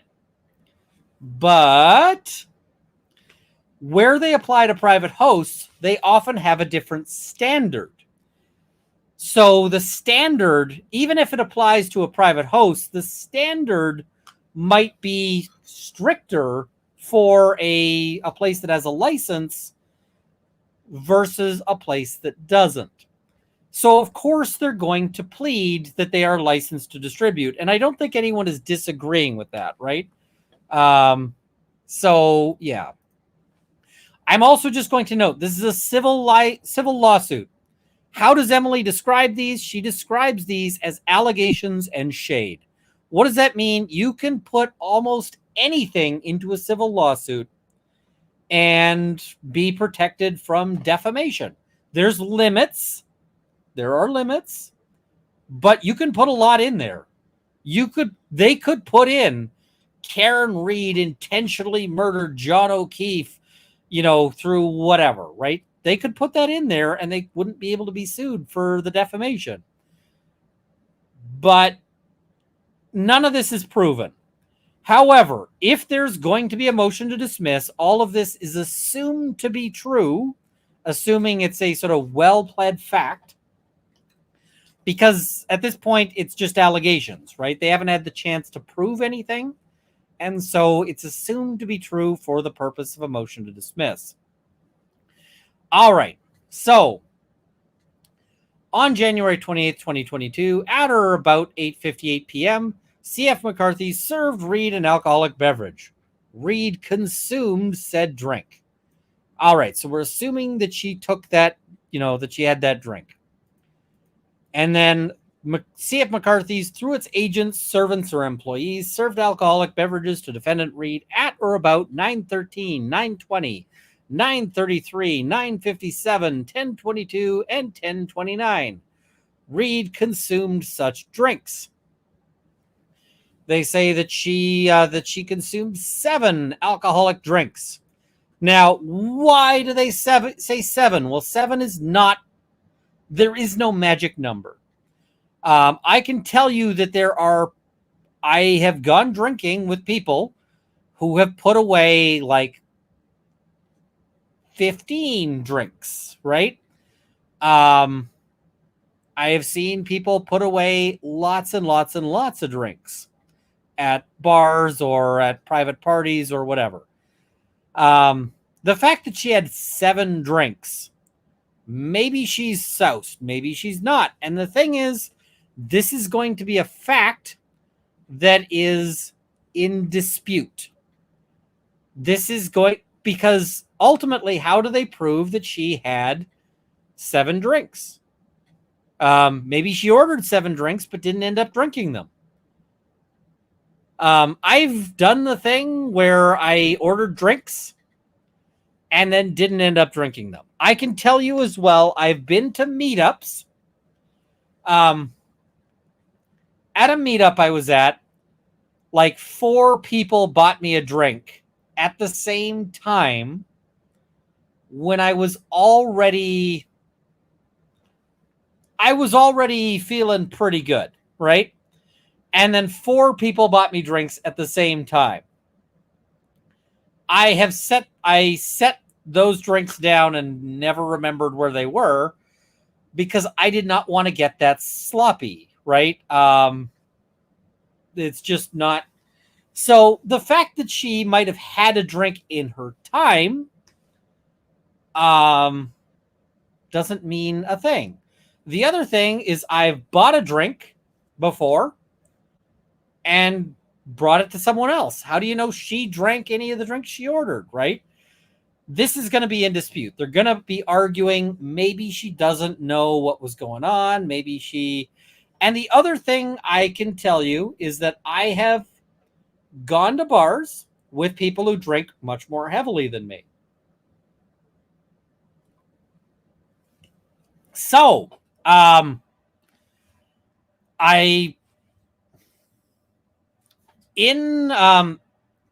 an early lawyer, I went to a bar with a bunch of much more senior lawyers who were much more hard drinking than I was. And they were ordering drinks for everybody. Just drink after drink after drink. And so after about 3 or 4 drinks, I went up to the bartender and I said, listen, if I order a Caesar, Virgin Caesar, I don't care if I tell you I want 2 shots, or if somebody tells you make it a double, Virgin Caesars. Every Caesar for me is a Virgin Caesar. And they went and she said, yep, I understand. And they bought me Caesar after Caesar because I just didn't want to get sauced. And so I'm like, yeah, I'll have a Caesar whenever they're buying drinks. Because I did not want to get as smashed as all of that, especially when I'm a new junior lawyer. I don't want to be, I don't want to get wrecked, right? I can also tell you I went to a party as a junior lawyer where I was not minding my drinking, and I had 7 martinis in a short stretch, and then I was like, I gotta go home. So I went home before I digested that, and then I had a really bad evening because 7 martinis is not a good number. So, but yeah, this is gonna be in dispute, right? We don't know. So what do they allege? During all relevant times at or before 10:29 p.m., defendant Reed showed signs of intoxication while at CF McCarthy's. Here's the thing. This is going to be in dispute, but they're pleading that she was showing signs of being intoxicated. Why why are they pleading this? Why are they alleging that she looks drunk?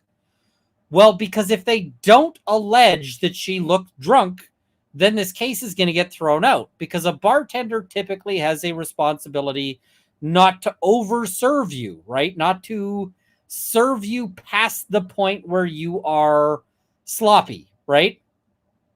But I'm just going to say every witness we saw said that she didn't seem smashed. I saw the video. She didn't seem like she was staggering. She didn't seem like, I didn't see her fall down. Didn't see her throw up. Didn't see her, nobody said she hit on them inappropriately. Nobody said anything. But they're saying she was visibly drunk. And the thing is that when they say during all relevant times she was showing signs of intoxication, well, all relevant times would include before they served her the first drink, right? This is alleged, but I don't think they're going to be able to prove it. But they got to allege it. If they don't allege this in their lawsuit, if they don't plead this, then their lawsuit would get thrown out as against CF McCarthy's, which they don't want. Why do they want CF McCarthy's in here? And why do they want that in at all? Why do they care if the bar is negligent? The bar, you definitely want to tie in. You definitely want to connect the bar here. And I'm going to explain the reasoning for this. Let's say a homeless guy scrapes together enough money to go into a bar, and typically homeless folks aren't drinking at bars. They're typically drinking at the liquor store. But let's say this guy comes into some money. Somebody gives him $400 and he walks into the bar. He gets smashed. And then he walks out of the bar drunk off his, absolutely drunk off his butt. And he punches me in the face. And then he kicks my car windscreen in. I want to sue this guy for punching me in the face, but he's homeless. He's got no money. He's only ever had that $400 all in one spot at the time. And I'm not suing anybody for $400, right? It's not going to, that's not going to go anywhere. So where do I sue? I sue the bar because the bar has money. Why does the bar have money? Because the bar has insurance for this stuff. Bars will have insurance for overserving. We're going to talk about the timing a little later. There is reasons for the timing. And yeah. The reason for it, I think, is less sinister than some people are thinking. So, yeah. All right. So 10:40, she leaves CF McCarthy's. She was allowed to carry her alcoholic drink out of CF McCarthy's. In a lot of areas, this is not legal. I don't know if that was legal on that. So, yeah. All right. So, she then goes to the Waterfall together. Waterfall was licensed to distribute, sell, or serve alcohol. Again, tying in that licensing allegation, right? And I believe that's a true allegation. She walked into Waterfall carrying a drink from CF McCarthy's. Now, I'm just going to say, the super hard drinking Karen Reed leaves a bar at 10:40 and takes 15 minutes to walk to the Waterfall, and she still got booze in the drink. That doesn't scream hard drinker to me. Because most of the hard drinkers I know, if they walked out of a bar with a drink, with a little sippy for the road, that sip would not have made it to the to the next bar. It probably would have been drink, drink, smash, right? So, I don't see this as a sign that she's, so yeah. All right. So they say, while at the waterfall, she showed signs of intoxication. Again, nobody testified to that, but okay. So they say between 10:54 and 11:54, they served her one shot and one mixed alcoholic drink. So 2 drinks in an hour. Not to me the worst. Like, this doesn't scream overserved to me. She consumed such drinks. 12:10, defendant Reed left the waterfall. 12:11, JJ left the waterfall. At all relevant times, defendant Reed was under the influence of alcohol and unable to drive a motor vehicle safely. I kind of suspect that there's like 12 people at any given time in the town of Canton who are legally allowed to drive a vehicle at any given time, because like, just the amount of drinking and driving that seemed to be going on. So, yeah. At all relevant times, defendant Reed drove JJ to the residence of 34 Fairview Road in Canton. They had been in an argument the night of January 28th. So you see how they're building to intentionally kill him, but they don't actually ever get there. It's weird. After JJ got out of defendant Reed's vehicle, Reed drove her SUV and hit John O'Keefe. And they say at all relevant times, defendant Reed drove her SUV in a state of intoxication. So this is just, they're alleging a DUI causing death here, right? That's what they're alleging. So they don't actually say she intentionally killed him. Why don't they say that? Because I am pretty sure Paul O'Keefe thinks that Karen Reed intentionally killed John O'Keefe. I think that's his belief, right? Why wouldn't he plead intentional killing? Well, if it's an intentional murder, then they're not going to get any money from the dram shop stuff, right? So, yeah, that would break the chain of causation if it was an intentional murder. So the bars probably wouldn't be on the hook if it was an intentional murder. So,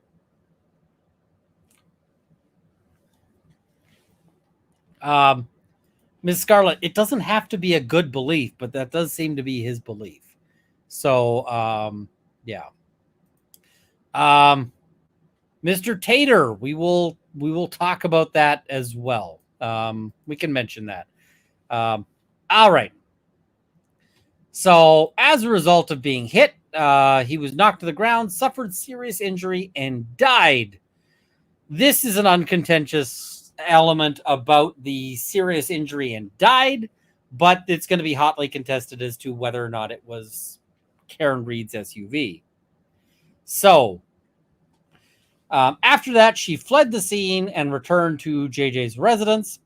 At all relevant times, Reed knew that it was snowing, knew that there was an impending blizzard, and knew or should have known that leaving JJ outside in the blizzard would likely result in serious injury or death. This is where they're getting a little more intentional, by the way, about intentionally left him. And this might be where they could get to punitives if they pled punitives. So, at all relevant times, when Reed drove her SUV and hit JJ, defendant Reed failed to use any care to avoid creating an unreasonable risk of harm to the public and JJ. So this is negligence and recklessness, but we don't see intentional here. It's weird.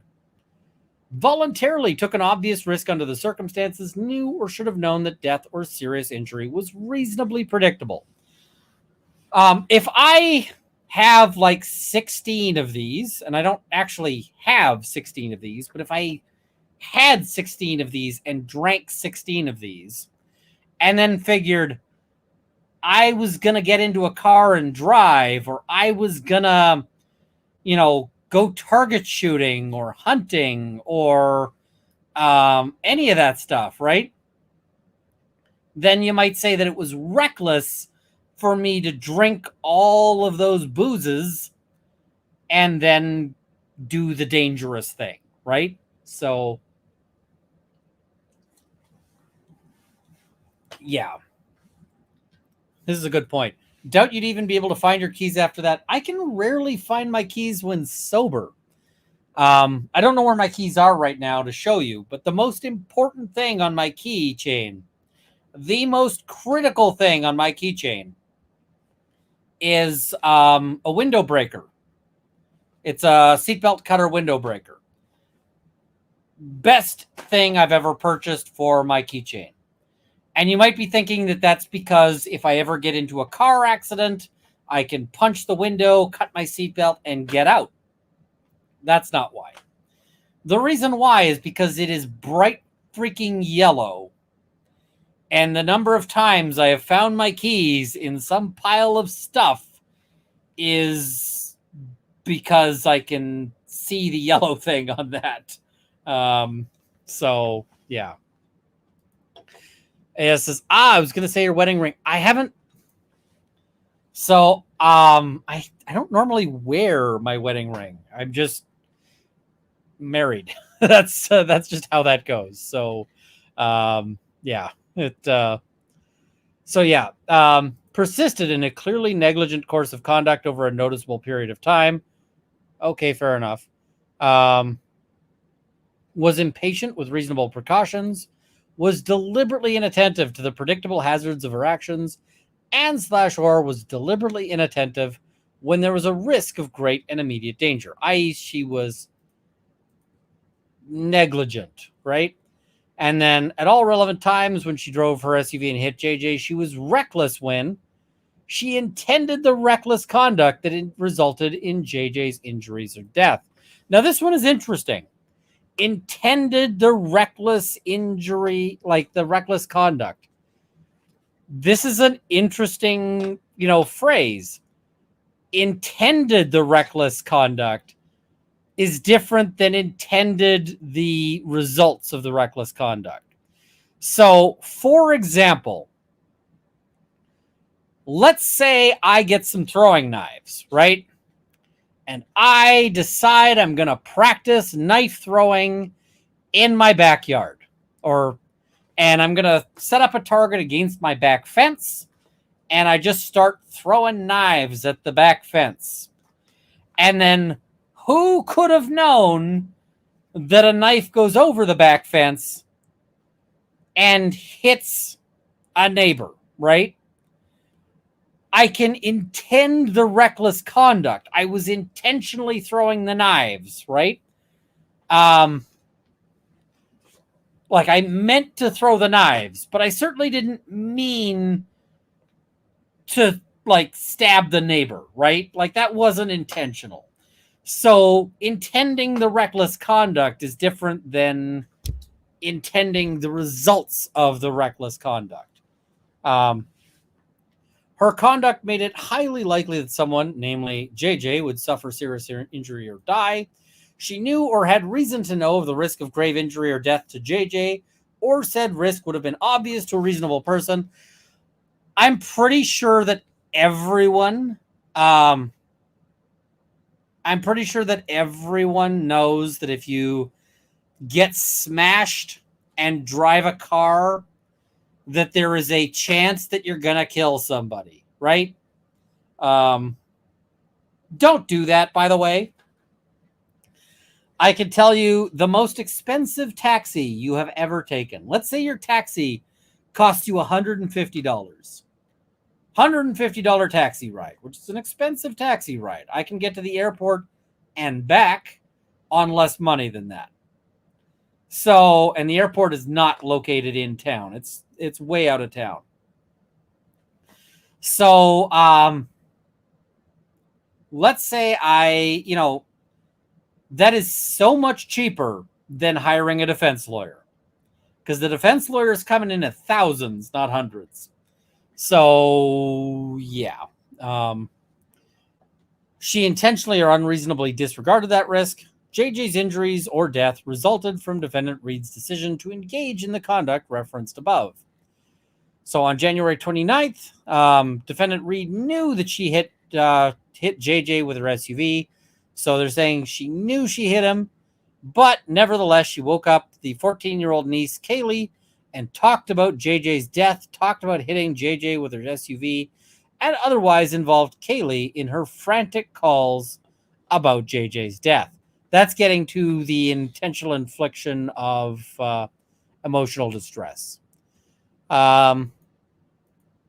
Billboard here says DUI is 10,000 minimum.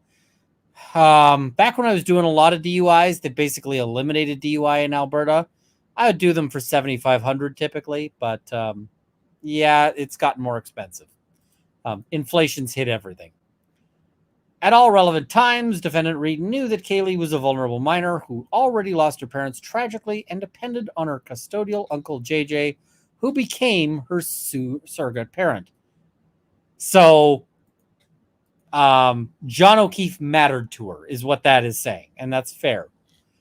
Left One Meadows Avenue, knew that he was seriously injured, buried in the snow and laying on the ground where she left him to die hours earlier. Defendant Reed admitted repeatedly that she hit JJ. Now, here's the thing. You can say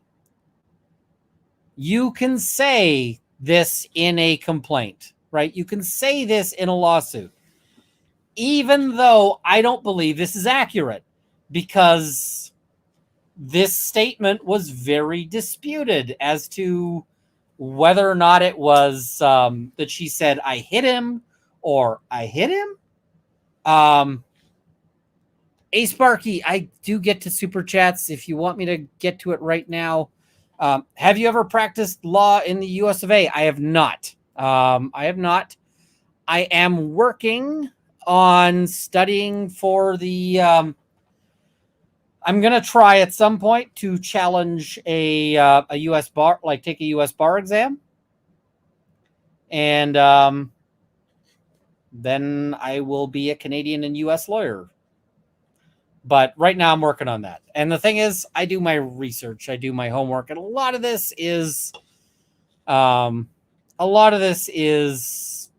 pretty much the same, right? There's a lot that is the same. All right.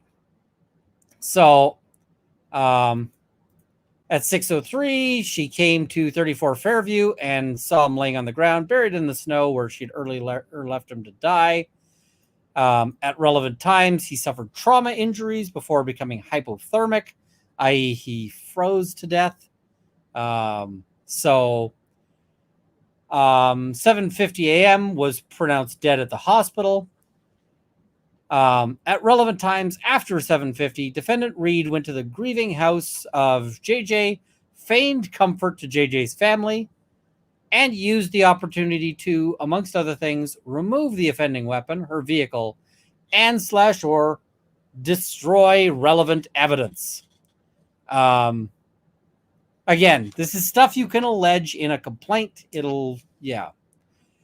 Now, this is interesting. On January 29th, defendant Reed's blood was drawn, reading 93 milligrams per deciliter. A serum conversion and retrograde extrapolation was done of the results of defendant Reed's blood, with the results showing her BAC would have been between 0.13 and 0.29 around the time she drove the SUV and hit JJ. And they note that that is exceeding the legal limit. Let's talk about reading back. Because if she's at like 0.29, like 0.13 and 0.29, she would have been super drunk. Super drunk. Like way drunk. Really, really obviously drunk. This is a level of drunk most of you have never been in your lives. I recommend never getting to that point because for most people, this is getting pretty close to life-threatening drunk, where you could be dying of drunk. So this is like passing out. This is like, whatever else. They didn't see her, like nobody saw her to be that smashed. And here's the thing. These readbacks are read back on a series of assumptions. And these assumptions are based on, based on sort of things you assume about people. And one of the most basic assumptions, basic early assumption, is what rate do you process alcohol? Because people process alcohol at different rates. Some people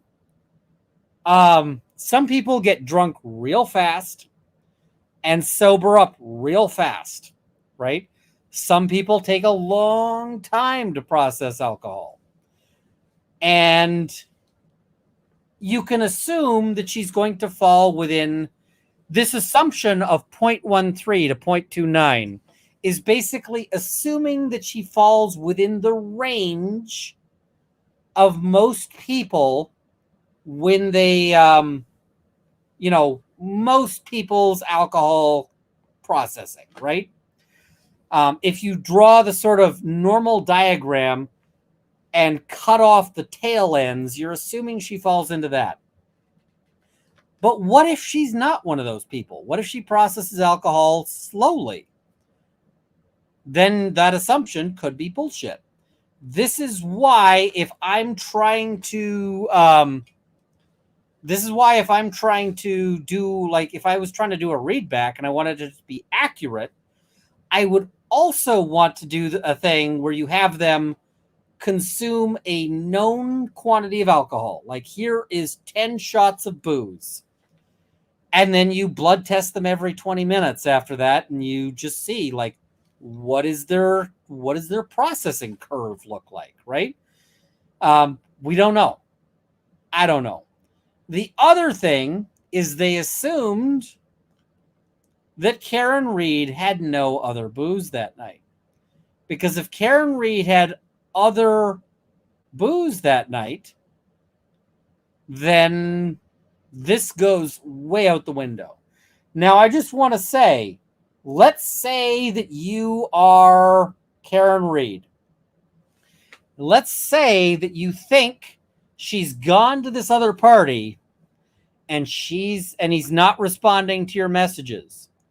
And you're sending him angrier and angrier messages because you think he's like boning down with some, he's found some strange. You think that he's seeing another woman and, getting it on. If you're thinking that your partner is off ignoring you, while sort of testing out the hydraulics of, maybe this is time to crack open a bottle of wine, right? Like, I gotta say, if I thought Mrs. Runkle was out cheating on me, which has never been a thought, but if I thought she was out cheating on me, and I'm sitting there like going, hey, what the hell? I think I'd probably get this out, right? The 4 liter of, like, we might start on the good scotch, but we'd finish up on the, like, nasty vodka. So, like, if she's had a couple of extra drinks in there, it blows their estimation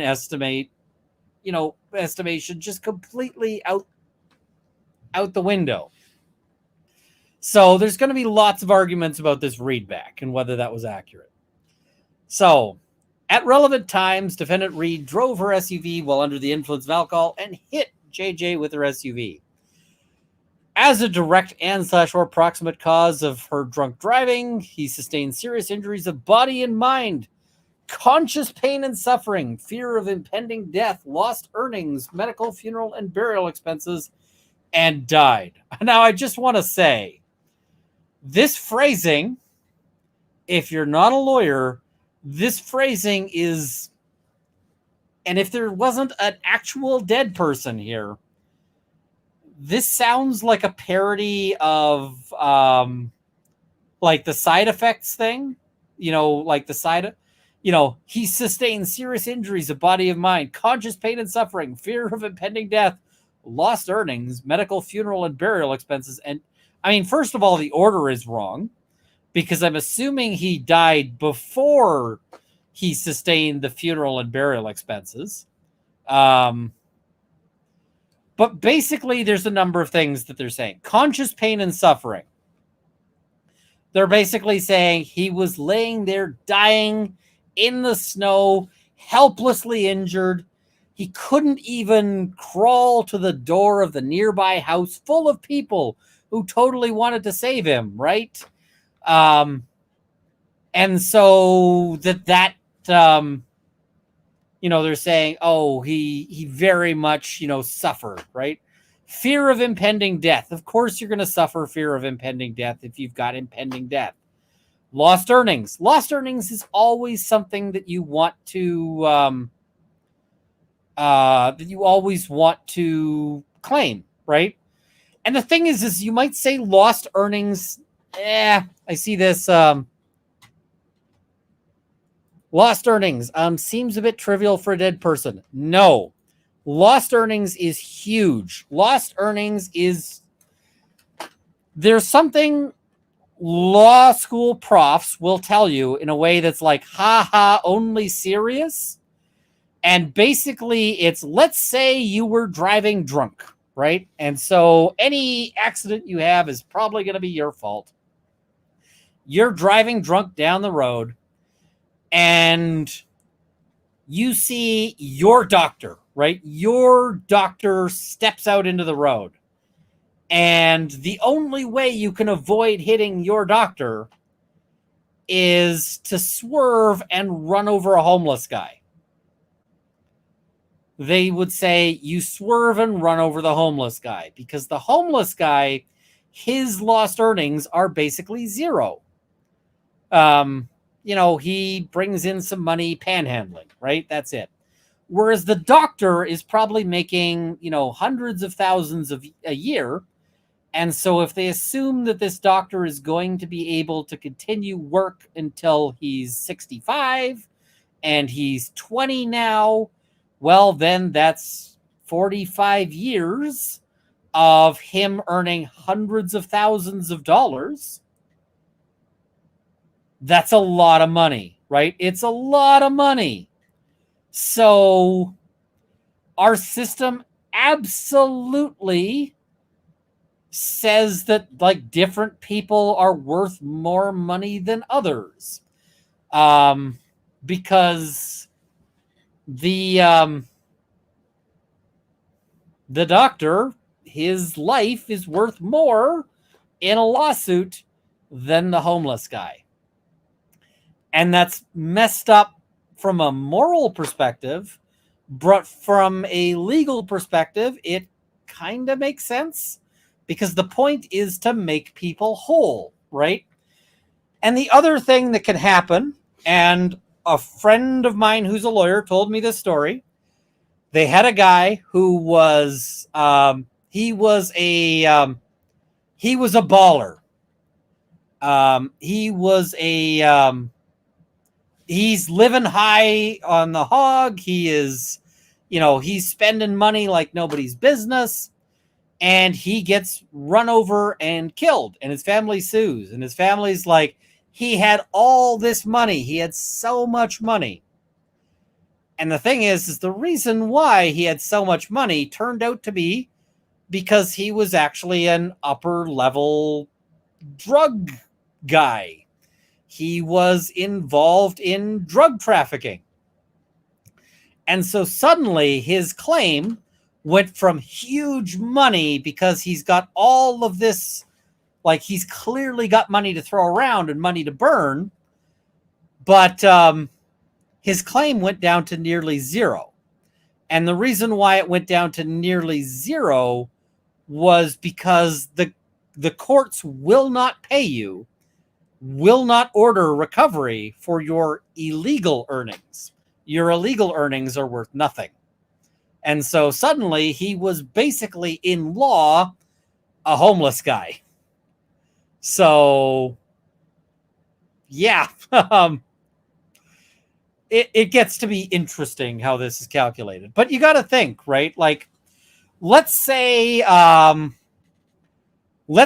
you are the kid of Brandon Lee on The Crow, right? Brandon Lee is tragically killed, and you're the kid suing. You would have expected a certain lifestyle based on being Brandon Lee's kid, right? Because Brandon Lee's career was expected to explode, and he was expected to be rolling in money. So his death is worth more, right? The court is not going to say, oh yeah, you should just, so yeah. I don't know if Brandon Lee had a kid. I don't know. All right. Notwithstanding her Fifth Amendment right not to speak, defendant Reed chose to speak publicly. She knowingly and deliberately changed her story and fabricated a conspiracy, knowing the same to be false. She publicly communicated this false narrative, thereby frustrating justice for JJ. Justice is capitalized there. Such false narrative caused the plaintiffs aggravated emotional distress. Okay. The plaintiffs listed above bring this complaint seeking full and complete justice for JJ, capital letters. So for the people who are saying that this was, I saw some people commenting that they thought that this was drafted before with the expectation that she'd be found guilty. I don't think so, because if you were expecting that she would have already have been found guilty, then you're not being like, we need justice for John O'Keefe, because then you already got it, right? So what are they suing for? First, wrongful death. Now, wrongful death is pretty simple. Wrongful death is basically just saying he died and he shouldn't have, and it's your fault, right? So wrongful deaths happen from a civil case all the time. Let's say I'm driving and somebody texts me, right? I get a wrong number text and it's like, something weird. And I go and I look at it and I'm not paying attention for a second. And I run over, somebody, the doctor from our previous hypothetical. He died. He shouldn't have died. And it's because I screwed up, right? That's that. So that's wrongful death in a nutshell. But you can also get wrongful death in all sorts of, there's a company that is running, there's a company that has a, maybe he's working in a factory, right? And the factory is, if you've watched Terminator, like Terminator 2, where they've got the big vat of molten metal. Like maybe there's that, and there's like this factory that's got vats of molten metal all around, and they, there's no railings, there's no safety procedures or anything there, and and he falls in. A worker there falls into the big vat of molten metal. And you might say, he died? Because he did. Molten metal kill you real fast. And he shouldn't have died because had they had railings up, according to the, OSHA requirements, he wouldn't have died, right? So that's, wrongful death. So defendant C.F. McCarthy negligently served alcohol to an intoxicated person, i.e. they're saying that they overserved her. namely defendant Reed. Defendant knew or should have known that defendant Reed was intoxicated at relevant times of service on January 28th, 2022. Believe it or not, bars are basically supposed to be safe drug use sites for the drug alcohol. And basically that you are supposed to go there, and if you're starting to get sauced, they're supposed to, like, if you're getting too drunk, they're supposed to say, yeah, you're done, right? You're done, right? So, yeah, I don't think they're going to make out that she was that drunk, but they're arguing it. So they say defendant CF violated Massachusetts dram shop laws, company safety policies, and was otherwise negligent for numerous reasons, including, but not limited to, A, its decision not to hire competent employees, staff, bartenders, servers. Here's the thing. They don't know if the bartenders were competent or not. They are alleging that the bartender, servers, etc. were not competent. As a alternative possibility, right? B, its decision not to provide adequate personnel to work at CF McCarthy's at relevant times. Maybe they were just too busy to keep track of who was drunk. C, its decision not to provide adequate safety training to its employees. Maybe they weren't trained, right? D, its decision to violate its safety training. There are absolutely bars out there who will overserve you. There are absolutely those bars there. And, you know, they'll be like, yeah, somebody's drunk, but if they're buying, we're selling. And sometimes that decision comes from management, right? And here's the other thing. This is a bar that all the cops seem to go to. And it was full of cops. Do you think maybe the bar might have, and I'm saying only as a possibility, I'm entertaining a hypothetical here. A bar might have been concerned, possibly, about cutting off the cops in the bar. Because if you cut off the cops in the bar, the cops have a tremendous amount of power over bars. Because the cops can, for instance, start fucking with your liquor license. And you know what a bar with no liquor license does?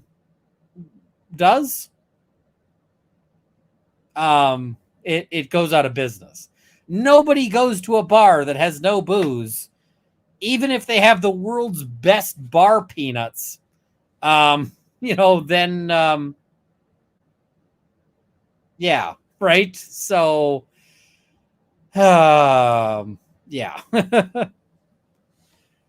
E, its choice to retain unfit employees, staff, bartenders, servers, and its choice not to supervise adequately its employees, staff, bartenders, or servers. So basically they're saying, however you sucked, and we are blaming you for that. The defendant, CF McCarthy's, acted not only with indifference to its legal duty not to serve intoxicated patrons, but also with utter forgetfulness of said duty. Utter forgetfulness? Okay. That's just a weird way of phrasing this. They're basically just trying to emphasize here, but it's weird. The defendant, CF McCarthy's, acted with gross negligence. They acted with willful, wanton, and reckless disregard for the safety of others when it served an intoxicated defendant Reed. Okay, they're hitting the sort of legal standards, but it makes it sound ridiculous. They have to write it like this, right? It's just how it goes. The defendant, CF McCarthy's, deliberately ignored the appreciable risk and/or voluntarily incurred the obvious risk of serving defendant Reed when she was already intoxicated. They persisted in serving Reed alcohol well after it knew that defendant Reed was visibly intoxicated. So this is, again, the sort of liability of bars towards the public. So they're saying, as a result, John O'Keefe suffered all of his injuries, conscious pain and suffering, fear of impending death, lost earnings, medical, funeral, and burial expenses, and died. So as a result of their negligence, the next of kin suffered. They're entitled to his lost value resulting from his wrongful death. Such damages include reasonably expected society, companionship, comfort, guidance, counsel, net income, services, assistance, protection, care, and advice to each next of kin. So the big one on all of this, the big one is net income, right? Because John O'Keefe was gainfully employed at a job that will have paid him a ton of money, right? Lots of money in policing, believe it or not. But there's other things of value that John O'Keefe would have provided to his family. Companionship, advice, protection, assist. This is basically, he loved his family. They loved him too. That's worth something, right? And you might be saying, how do you put a price on that? Well, because that's what courts do. Courts regularly put a price on stuff that you might think is absolutely not something that you can put a price on. So, yep. Yep. Wherefore, they demand judgment against the defendant, C.F. McCarthy, on count 1, plus cost, compensatory, and punitive damages, lost value to next of kin, and any other relief this court deems appropriate. So, the estate sues also the Waterfall Bar and Grill. Why? Same reasons. Everything in here is the same. Basically, you guys also overserved. So, count 3 against Karen Reed. Here's where we're getting to their suing Karen Reed. So, on the date of the crash, she owed John O'Keefe and the public at large a duty not to drive drunk, to drive her vehicle safely, and /or with due care. Why are they saying she owed a duty? Well, because you cannot be sued unless you owe a duty of care to somebody. And here's the thing. In most circumstances, you owe a duty of care to people you might injure. Like if I decide to do knife throwing practice in my backyard, I owe a duty of care to people in the vicinity not to throw knives into their eyeballs, right? And, you know, there's lots of these duties of care that apply. The employer owes a duty of care to the employees not to have a dangerous working environment. But there are circumstances where you might not owe a duty of care. So, for example, let's just try to think of an example of no duty of care. Let's say I am on YouTube and I just am talking about some stuff. And somewhere somebody has YouTube on. And I lift up my drink, my Cran Fusion cocktail, and it scares their parrot who doesn't like red cans for some reason. And it, the parrot then, knocks over something that then catches fire and their house burns down. Well, I probably did not owe a duty of care to this person not to drink, not to drink this can of pop. This is not the best example, but, there is a limit to the duties of care that can apply. So, yeah. Now, I see people saying, good luck ignoring the FBI experts. That'll come in. That'll come in, right? Am I auctioning that canned fruit? No, I'm not. I'm not auctioning this can. So, yeah. Hellflickin says, but far be it for me to suggest a normal example. The wing number text from earlier owed no duty of care, or the wrong number text. Yeah. There's no duty of care to not text somebody, right? So, Melissa, at some point, I am going to make a book of Runkleisms. At some point, we're going to do that. So, yeah. All right. So, she owed a duty not to drive drunk. She owed a duty to pay attention to the roadway. She breached her duty of care by driving unsafely and drunk and so forth. They're saying he suffered all of the things that they mentioned before, that the next of kin suffered all of the things. And yes, they want all the money from her, including compensatory and punitive damages. Here's the thing. I don't think Karen Reed's going to have a whole lot of money at the end of this. Karen Reed is going to have to go through another criminal trial where she's not going to have a whole chunk of money, right? But I suspect that Paul O'Keefe doesn't like Karen Reed, right? He said as much during in interviews, right? He doesn't like Karen Reed. So they're going to come after every dollar she has if they can, right? So, yeah. All right. So, Margaret O'Keefe suing McCarthy's. Why? Well, because same stuff, except that her issue is that she came upon his body at the hospital, and that caused her severe and profound emotional injuries manifesting in physical symptoms as a result of observing John O'Keefe. Why are they saying manifesting in physical symptoms? Well, because you can't just sue for bad feelings, right? You can't just sue for bad vibes. You have to show that the emotional distress that you suffered resulted in something, some sort of physical symptom. Can you not sleep? Do you get headaches? Do you get loss of concentration? Do you get anxiety? Do you suffer physical pain? Do you suffer all of those things, right? Do you suffer any of those issues? That has to go beyond just I have a sad, right? So, and it's usually not hard to make out, right? When my grandmother died, and she didn't die like tragically, other than just, she had a heart attack. It was sudden.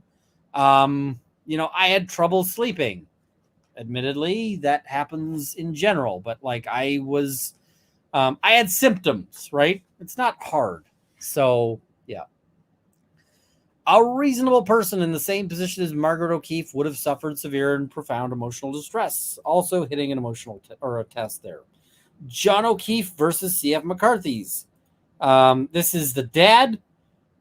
Same thing. Basically, like, same issues. Paul O'Keefe versus C.F. McCarthy's. So, same issue. Saw the body, emotional injuries, severe physical pain, anguish, emotional distress, and other harm, right? Reasonable. So, Margaret O'Keefe versus Waterfall, same stuff. John O'Keefe versus Waterfall, same stuff, right? Different bar, same stuff. Paul O'Keefe, same stuff. And then Margaret O'Keefe versus Karen Reed, mostly the same stuff, but they're also adding defendant Reed outrageously created a false narrative. Outrageously created a false narrative. I mean, she's got a different story, right? She's got a different theory. So they throw that in as like one line. It's interesting that they just throw it in as one line. Outrageously. Okay. John O'Keefe. Same stuff with the outrageously created a false narrative line. Paul O'Keefe. So outrageously created a false narrative. Kaylee Furbush. So same thing.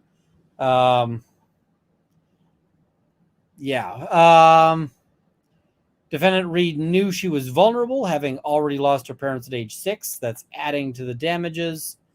In her presence, spoke on speakerphone to various people. Her defendant Reed say, JJ never came home. Maybe I did something. Maybe a snowplow hit him. Maybe I'd hit him. Maybe I hit him. We were in an argument. Maybe he got hit by a snowplow. And so as a result of this, she learned that about it. Okay. Woke up to, and it was informed that something had happened to him and was left home alone. I don't know how informing him that or informing her that he died was intentional infliction of emotional distress. Because, I mean, the kid's going to find out, right? I don't know how this is. So, defendant Reed either intended to inflict emotional distress in Kaylee or knew or should have known that emotional distress was likely to result from defendant Reed's conduct. I don't think that intentional is going to be here, but okay. Extreme and outrageous beyond the bounds of decency and was utterly intolerable. Then, after JJ was declared dead, defendant Reed came to the family house and feigned concern. Rather, it became clear that defendant Reed was only there to collect her belongings and to take possession of the murder weapon. Note, they haven't alleged murder so far. They've alleged a wrongful whatever. I think this might have been pre-written, but amended. But yeah, murder weapon, okay. Emotional distress was severe and of a nature that no reasonable person could be expected to endure it. Physical symptoms, they're going to give the same list. Demand a trial by jury on all counts. So they just say damages as the court seems appropriate. Okay. So, let's talk about the timing of this one, because I've heard a lot about the timing. Now, here's the thing. There is a rule in civil cases, which is that if there's a finding from a criminal case that somebody did the thing, in most places, and I believe in the Commonwealth of Massachusetts, in most places, you can use that finding of guilt because the standard is a higher standard. You can use that finding to prove facts in your civil suit. What does that mean? Well, let's say somebody walks up to me on the street and they shoot me in the stomach and I suffer a whole bunch of injuries, but I don't die. It is probably to my advantage, assuming it happens within the time frame. It is probably advantageous to wait for that case, right? Let's say the guy gets convicted and great. So now that he's been convicted, I can file the lawsuit and I can basically say, dude was convicted of trying to murder me. So the lawsuit's real easy, right? Real easy. So I suspect that what their plan is we're going to wait. She's going to get convicted. And then we're going to hit her with the lawsuit. And we're going to take all the stuff, right? That was probably their plan. That was probably their assumption. And okay, good plan. Problem. Karen Reed doesn't get convicted. And she doesn't get acquitted either. Because if she was acquitted, then it's like, okay, you file and whatever else. But she's still in the thing. Now, they have 3 years to file in Massachusetts. And you'll notice 3 years is coming up real soon. 3 years is coming up in January. And so if they just do nothing, like if they just wait for the retrial, then they can't sue anybody. And you might say, whoa, that's harsh. Here's the thing. The lack of a, if you miss a deadline, usually missing those deadlines is fatal. Absolutely fatal. In the sense of you could have a absolutely solid case, 100% you're going to win. on one day. Like on Monday, you could have the best case ever. And then Tuesday, you could have a case that like any moron could win against you. And you have no case anymore, right? None whatsoever. So you need to, like, one of the things as a lawyer is that this is a situation where this is an easy way for lawyers to end up liable, to end up responsible. Because if you forget, like, let's say somebody comes to you and they say, I've got a great civil case. And you're like, absolutely. And then you forget to file it. You're too busy. You forget to file it. Well, you could be on the hook for professional malpractice for the entire value of that lawsuit. So don't screw that up if you go into law. That is mildly terrifying, right? Because that lawsuit could be worth millions of dollars, right? And you could be on the hook potentially for millions of dollars if you forget to file it. So don't miss those deadlines, folks. So yeah, they're not going to miss the deadline. So what do I expect them to do now, right? What do I expect that they're going to do? Well, I think that there's going to be a statement of defense filed, and the statement of defense is gonna be basically none of that happened, right? This is the usual statement of defense is, they'll say things like, we admit John O'Keefe died. We admit that Paul O'Keefe is the brother of John O'Keefe. We'll admit that, we'll admit that the parents are parents. And the rest of it is just going to be like denied, denied, denied, denied, denied, denied, denied. And they're just like, that's how statements of defense are written, right? And so, yep, the statements of defense will come in. And then I expect we'll see maybe some motions to dismiss. And then we're going to see nothing, I expect, because I think that they're all just going to agree, let's wait until the criminal trial runs its course. There's not a whole lot of point doing depositions and all of that and discovery and all of that until they've got that, right? Why would you do all that work if you don't have to do all the work? So they're just going to wait. There's lawsuits give you lots of time to do stuff, right? Lawsuits give you half of forever to, once they're filed, you typically don't have to move super fast on them, especially when you've got a reason for it. So I suspect that this is just going to sit. That's kind of my thinking on all of that is I think they're just going to sit.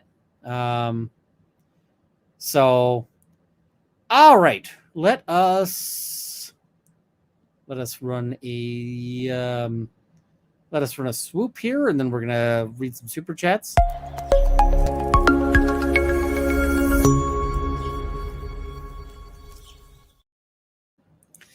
All right. Okay, so let's have a look here. Yellow Pill says, so there's a possibility of having statements from these bars under oath that Karen Reed did not appear drunk that night before a retrial. Yep. I don't think they're going to get to any discovery before that.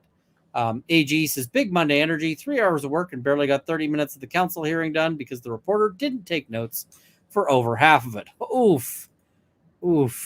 Stuart Tamahana, or Tamana, huh? Thank you so much for the YouTube membership. I'm wondering if that's a Hawaiian name. Mackenzie Jabali, my husband thinks I'm so nerdy, signed retired paralegal. I am big nerdy. And I found out recently, by the way, that there is apparently a thing on TikTok about like gamer husband and book wife. Mrs. Runkle says that's a thing on TikTok. And so that's kind of us. I've told her I might start playing Borderlands with, when she's there reading so that she can get the plot of Borderlands. Because I saw the Borderlands movie. I saw the Borderlands movie and I regret seeing it so much because the Borderlands movie sucked. If you've played the games, the Borderlands movie is kind of offensive. They made Tiny Tina into the damsel in distress when Tiny Tina is not supposed to be the damsel in distress. She is supposed to be the reason why you're in distress. Um, yeah. Um, this movie exists. Apologize. Um,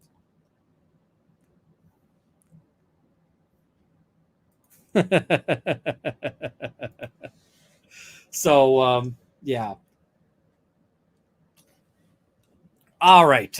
Yeah, don't watch the Borderlands movie. It is awful. Um, but yeah, I kind of want to show Mrs. Runkle Tiny Tina just to show that like Tiny Tina is not. Can I go on a rant, chat? Can I go on a little wee rant? Little wee rant. Um, so they go and so Tiny Tina gets broken out of a ship. There's some spoilers here, but I can't spoil a movie that is itself like. There's no way to spoil a steaming turd, right? You just can't do that. So Lilith is going to rescue Tiny Tina. She's gonna go, and so she finds Tiny Tina in this little shed, and Tiny Tina is going, oh, I'm so distressed, basically. And the thing is that at this point she's feigning distress, and that's fine. So, but she then turns to Lilith and says, "Oh, would you get my badonkadonk?" Which is stupid because Tina refers to badonkadonks in the games basically because Tina says inappropriate things. And she was saying, like, oh, yes, this doll has giant badonkadonks, referring to something else. She wasn't calling the toy a badonkadonk. So that was just like, I was sitting there going, like, what? What? Anyway, the toy is, of course, explosive because that's Tiny Tina's thing. And then they have like a bit of a face off. And like, it's like somebody there watched enough of the game to see that there was to see that there was, that term used, and then didn't bother thinking of how or why it meant anything. So, yeah. But then immediately afterwards, there's a whole bunch of soldiers that show up to try to take Tina in, right? And the soldiers set up on a very conveniently placed ridge overlooking the place Tina is. And they had Tina like going, oh no, I gotta run away. And I'm going, this is stupid because Tina plans for this kind of stuff. Tina is absolutely the person who plans ahead. And so what they should have had is like, oh no, you guys have so cleverly lined yourselves up on that very conveniently placed ridge. And then it should have been explosions, right? It should have been Tina making the explosions, right? But instead it's just, no, they've got the drop on her. And yeah, this is Tiny Tina is meant to, is meant to be an unhinged explosives expert. Think of a crazy 13-year-old laughing maniacally with a bazooka. So Tiny Tina's intro is her going and like basically singing round and round the mulberry bush, except it's it ends with pop goes the bandit, and she blows up a guy who's tied to a chair. Tina is a junior psychopath because she's got every reason to be. So, yeah, it was it. Anyway, I am losing people, so it's time to move back onto Super Chats. Vez from Quebec says, I'm legal guardian for my best friend's autistic daughter. Best friend forever, passed away 10 years ago. I'm sorry to hear that, Vez. That's good on you. Perry, thank you for the super sticker. Nick Starro says, did you see mine and Jeff's Viking drink off? 7 drinks. I suspect that was a lot of drinks. Baby Gators, thank you for the 10 gifted memberships. Just because, think they have better proof than Trooper Paul. I mean, no proof was better than Trooper Paul. Caitlin Moore, stoked on this member milestone. Happy Monday. Congratulations on 15 months. Thank you. Mispronounced name. Every MS drug I'm aware of is processed through the liver and would screw up a retrograde extrapolation. I don't know their effects, but quite possibly. Humble Tracker, thank you for the 10 gifted memberships. That's a cool logo. LHF85, the CRA cares about your legal earnings for tax. The CRA wants to tax everything. SK, is this going to open up the daughter to questioning because she's named in the lawsuit? I mean, I guess. I don't like to think about it, but yeah, possibly. Fat Yoga says, love the scruff. Looks good. Thank you. And Azam Nuraza Jumberi says, I love it when he had used the thing. Lol. Thank you so much. All right. Do a shorter Monday and add a short Saturday. Maybe I am going to proceed with another we're going to look at one more case and then we're going to wrap up. We're going to wrap things up and go for that. So what are we going to look at? We're going to look at Martin Shkreli. Now, if you don't know who Martin Shkreli is famous for being an a-hole. And I mean this in a way that, like, not just a general a-hole, because everyone's got an a-hole and they have a useful function. Martin Shkreli. Oh, I'm being told I got to swoop. We got to swoop.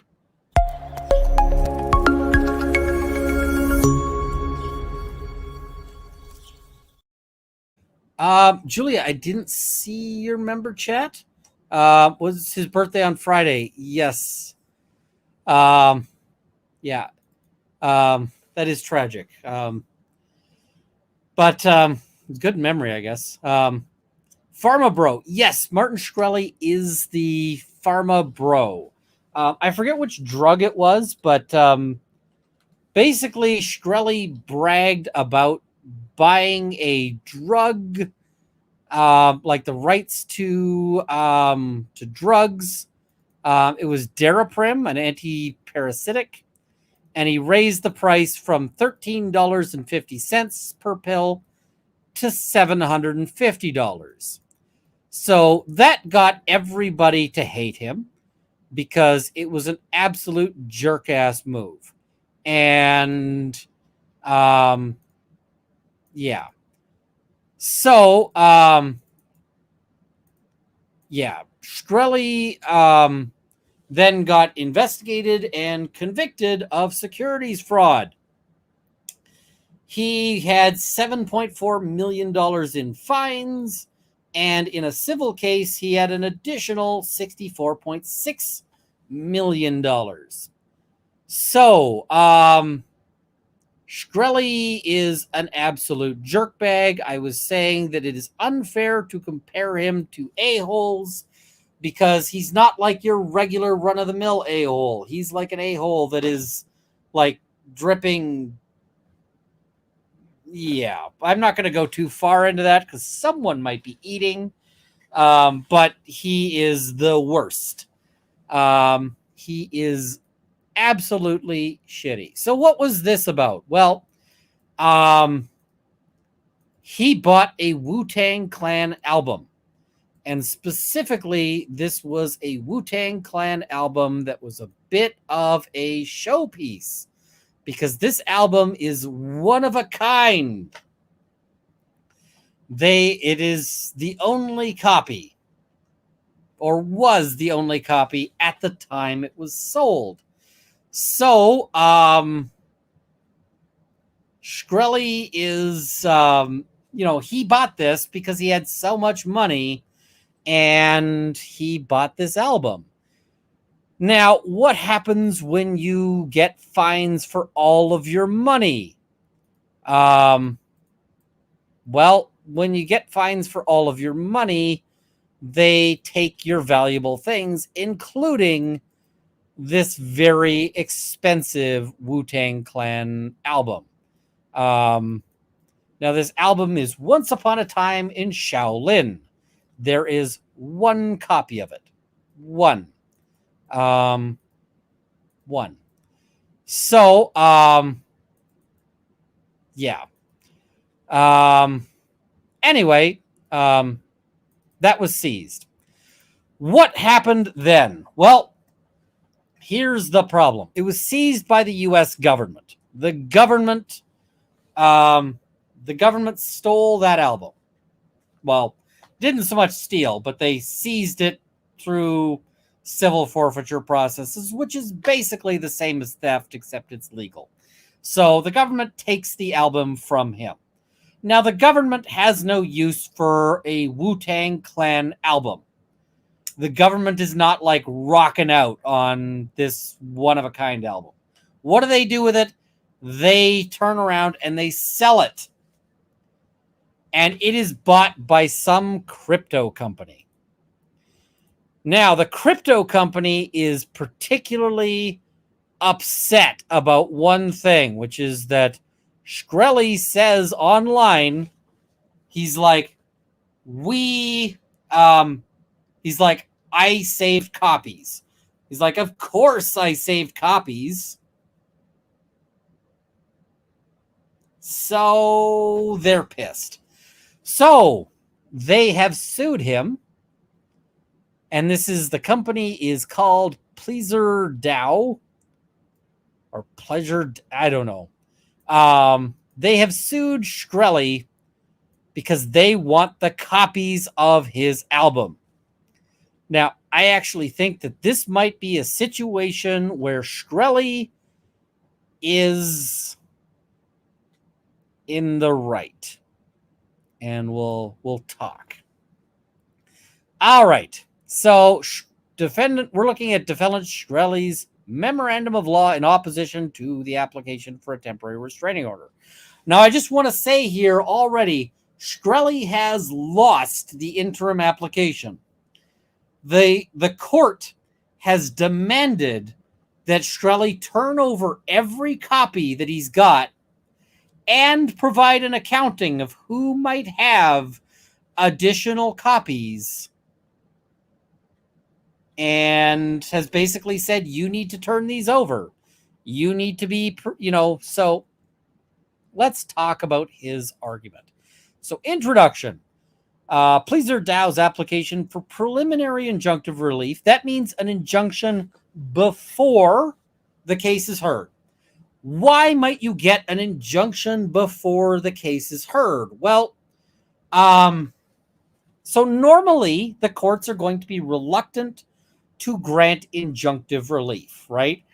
And the reason why is because they're like, you need to win your case first. We don't grant you relief before you won the, before you won the court case. I don't know how to change the color of. Is there a way to do that? Kate, maybe I will try to figure out if there's a way to figure that out, but I will try to see that. So, injunctive relief is hard to get. And why is it hard to get? I'm just going to take this down while I mess with some things. Edit. Can I edit this? Add content, more. Background. Add. What kind of color?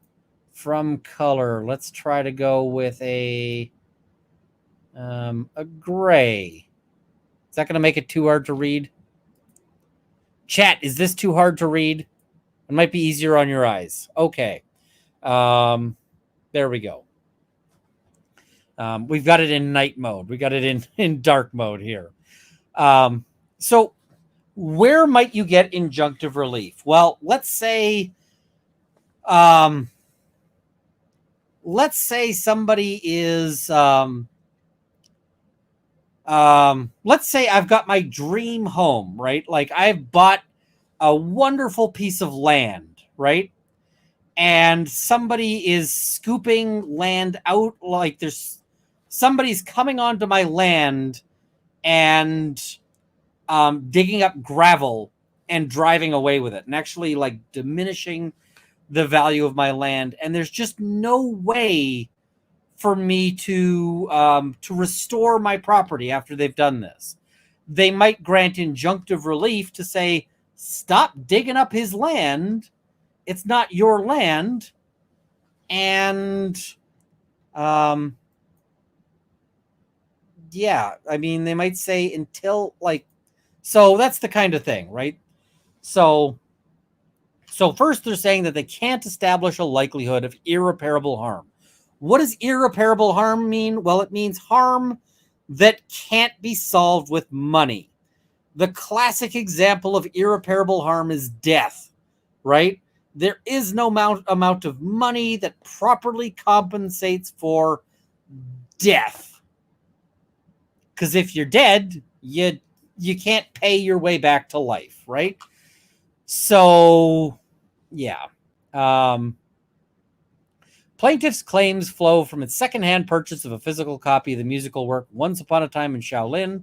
Defendant Shkreli previously owned that copy, but forfeited it as a result of a criminal forfeiture to the U.S. Marshal Service. U.S. Marshal Service then sold the copy to an unidentified purchaser who resold it to plaintiff.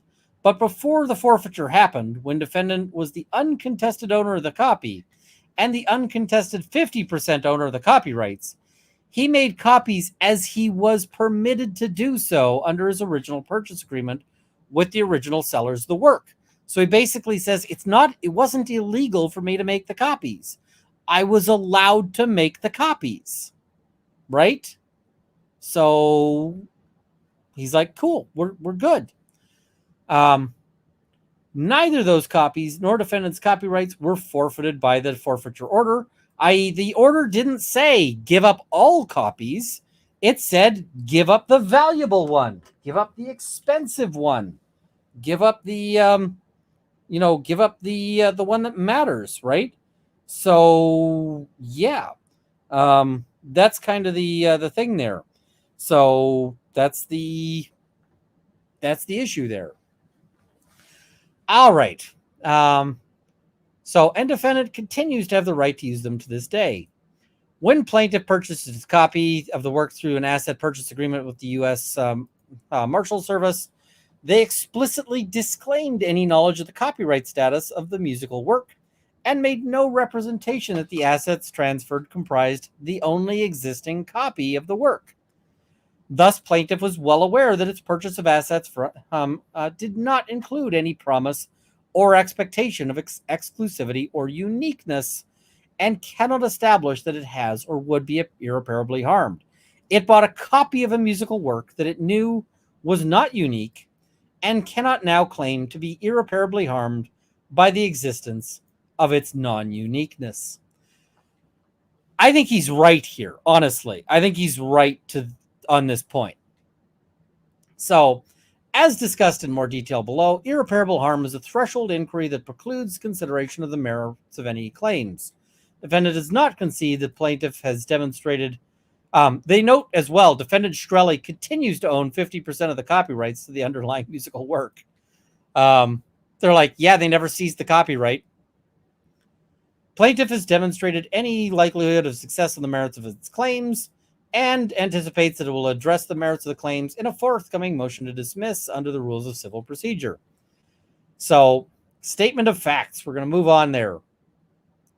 On September 3rd, 2015, the sole copy of Wu-Tang Clan's musical work, Once Upon a Time in Shaolin, was sold to Martin Shkreli for a large sum of money. Oodles of money. More money than I have ever seen in my life.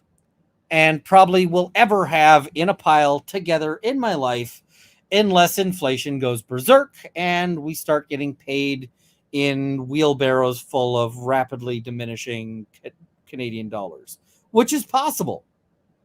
That could happen. We'll see. In exchange for this payment, Shkreli acquired both physical assets as well as copyrights. Now, let's talk about that. Quite frequently, when you get a thing, like when you go and buy a book, the book and the copyright are different things. Do I have a book that's within easy reach? They're just out of reach. Okay. So, you buy a book, like a Terry Pratchett novel. You do not get the copyright with that book. That copy of the book does not entitle you to make any further copies. It does not entitle you to anything along those lines. So, but it's also possible to buy the copyright without getting the book.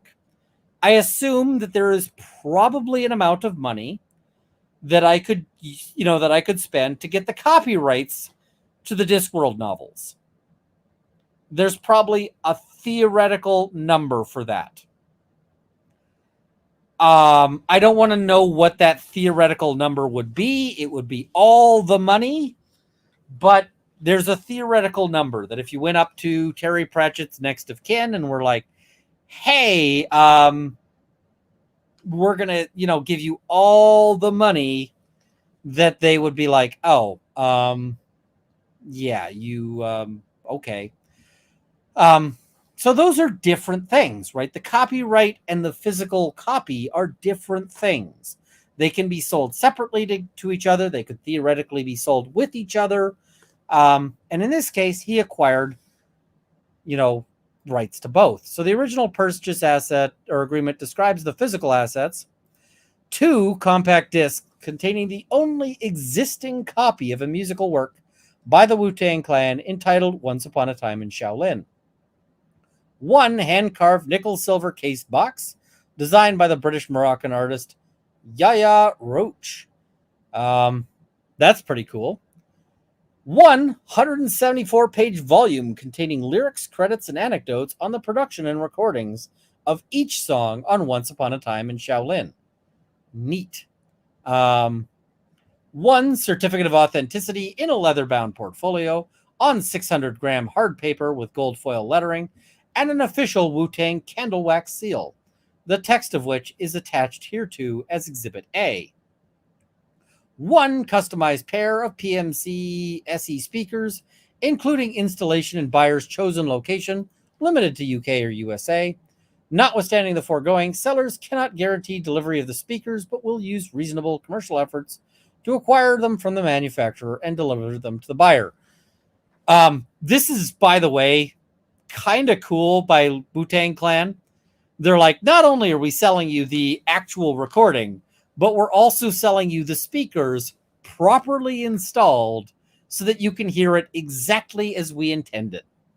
That is cool. They also list the copyrights and other intangibles. 50% of the copyrights and renewal copyrights in the recording and musical compositions embodied in the work. In return, the buyer agrees to the following usage restrictions for a period of 88 years following the closing. Buyer may duplicate or replicate the work for private use, but shall not duplicate, replicate, and/or exploit the work for any commercial or other non-commercial purposes by which any means today known or that come to be known during said time period other than the permitted uses, which are limited to the private or public exhibition of or playing of the work with or without charge, in locations such as buyer's home, museums, art galleries, restaurants, bars, exhibition spaces, or other similar spaces, not customarily used as venues for large musical concerts. So you can play it so long as it's not a concert location. And if buyer earns net profits through permitted use of the work, sellers shall be entitled to redacted, so some portion of the net profits. And yeah, basically, if you make money off it, we get some of the money. Cool. The right to sell the work to a third party under the same terms and conditions, subject to a resale royalty to the sellers of any profit realized on the resale after recoupment of the purchase price. A limited license in perpetuity to use the name, likenesses, trademarks, and logo of the Wu-Tang Clan. The members of the Wu-Tang Clan solely in their capacity as the group involved with the work and Wu-Tang Productions in advertising and promotion of the work and display of the box. You can say, I am now reselling the Wu-Tang Clan thing. So, L. Fliggins, where did I get this filing? I pulled it off of the court. So, L. Fliggins, send me a DM on Twitter. I will try to get you all the stuff. Not just this filing, but the rest of the filings as well. So, because there's other stuff to it. So in 88 years, it transfers full copyright ownership to the seller or their heirs. So okay. So importantly, the terms of the original purchase agreement unequivocally states the work is the only existing copy of the work up until the transfer of the work from the seller to the buyers. The original purchase agreement contemplates the potential release of the work to the public and assigns a monetary penalty equal to all net revenue generated from any use, exploitation, and/or commercialization outside the scope of this agreement for the improper release of the work. I.e., the penalty if you release it early is Wu-Tang gets all the money. You get none of the money. They get all the money. So, yeah. All the monies. And they entered an order requiring him to forfeit $7,360,450. I will never have that much money in a pile ever. Just, I won't, right? I'm never going to have $7 million unless the value of the dollar crashes, in which case we're all screwed. All right. So, in its forfeiture money judgment, this court explicitly held that certain assets, including the album Once Upon a Time in Shaolin by the Wu-Tang Clan, were substitute assets acceptable to satisfy the forfeiture money judgment. Now, they sold the forfeited copy to an undisclosed buyer via the asset purchase agreement, which noted that the USMS was selling only those rights to the assets forfeited by Martin Shkreli pursuant to the forfeiture orders. Moreover, the asset purchase agreement describes the assets as being sold as is, where is, with no representations or warranties as to their condition, usability, or fitness for any purpose. So let's consider that, let's say Shkreli had decided to do something interesting. Let's say Shkreli was a real jerk, and he takes these two CDs for Wu-Tang Clan's album, the only copies in existence, listens to it, and goes, not their best work. And then he takes out a pocket knife, and he gouges that CD to hell. And he doesn't tell anybody that he's ruined the CD, right? Doesn't tell anybody that. Well, then the U.S. Marshal Service seizes the CD and sells it as is, where is, to the third party.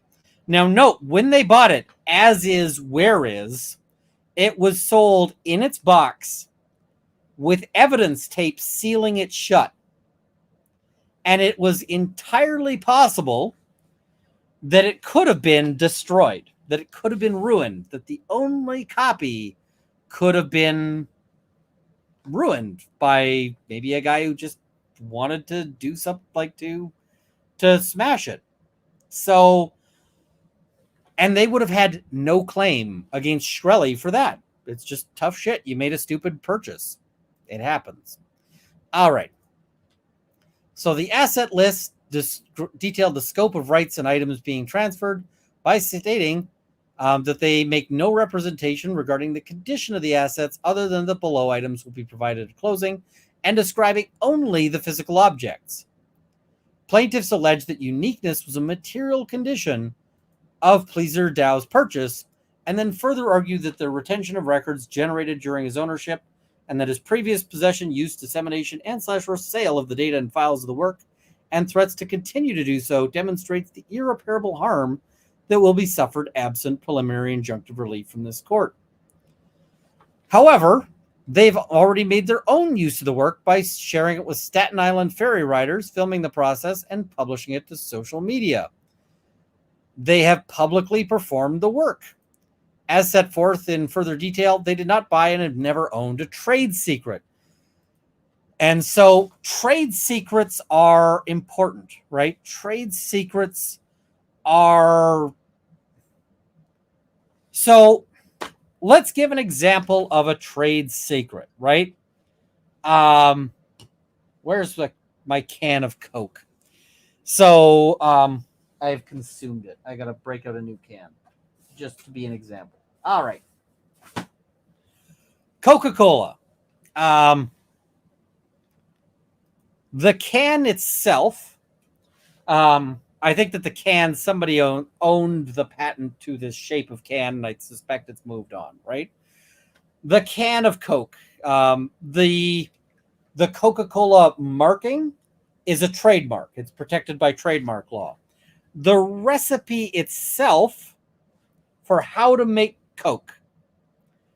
How do I make more Coca-Cola?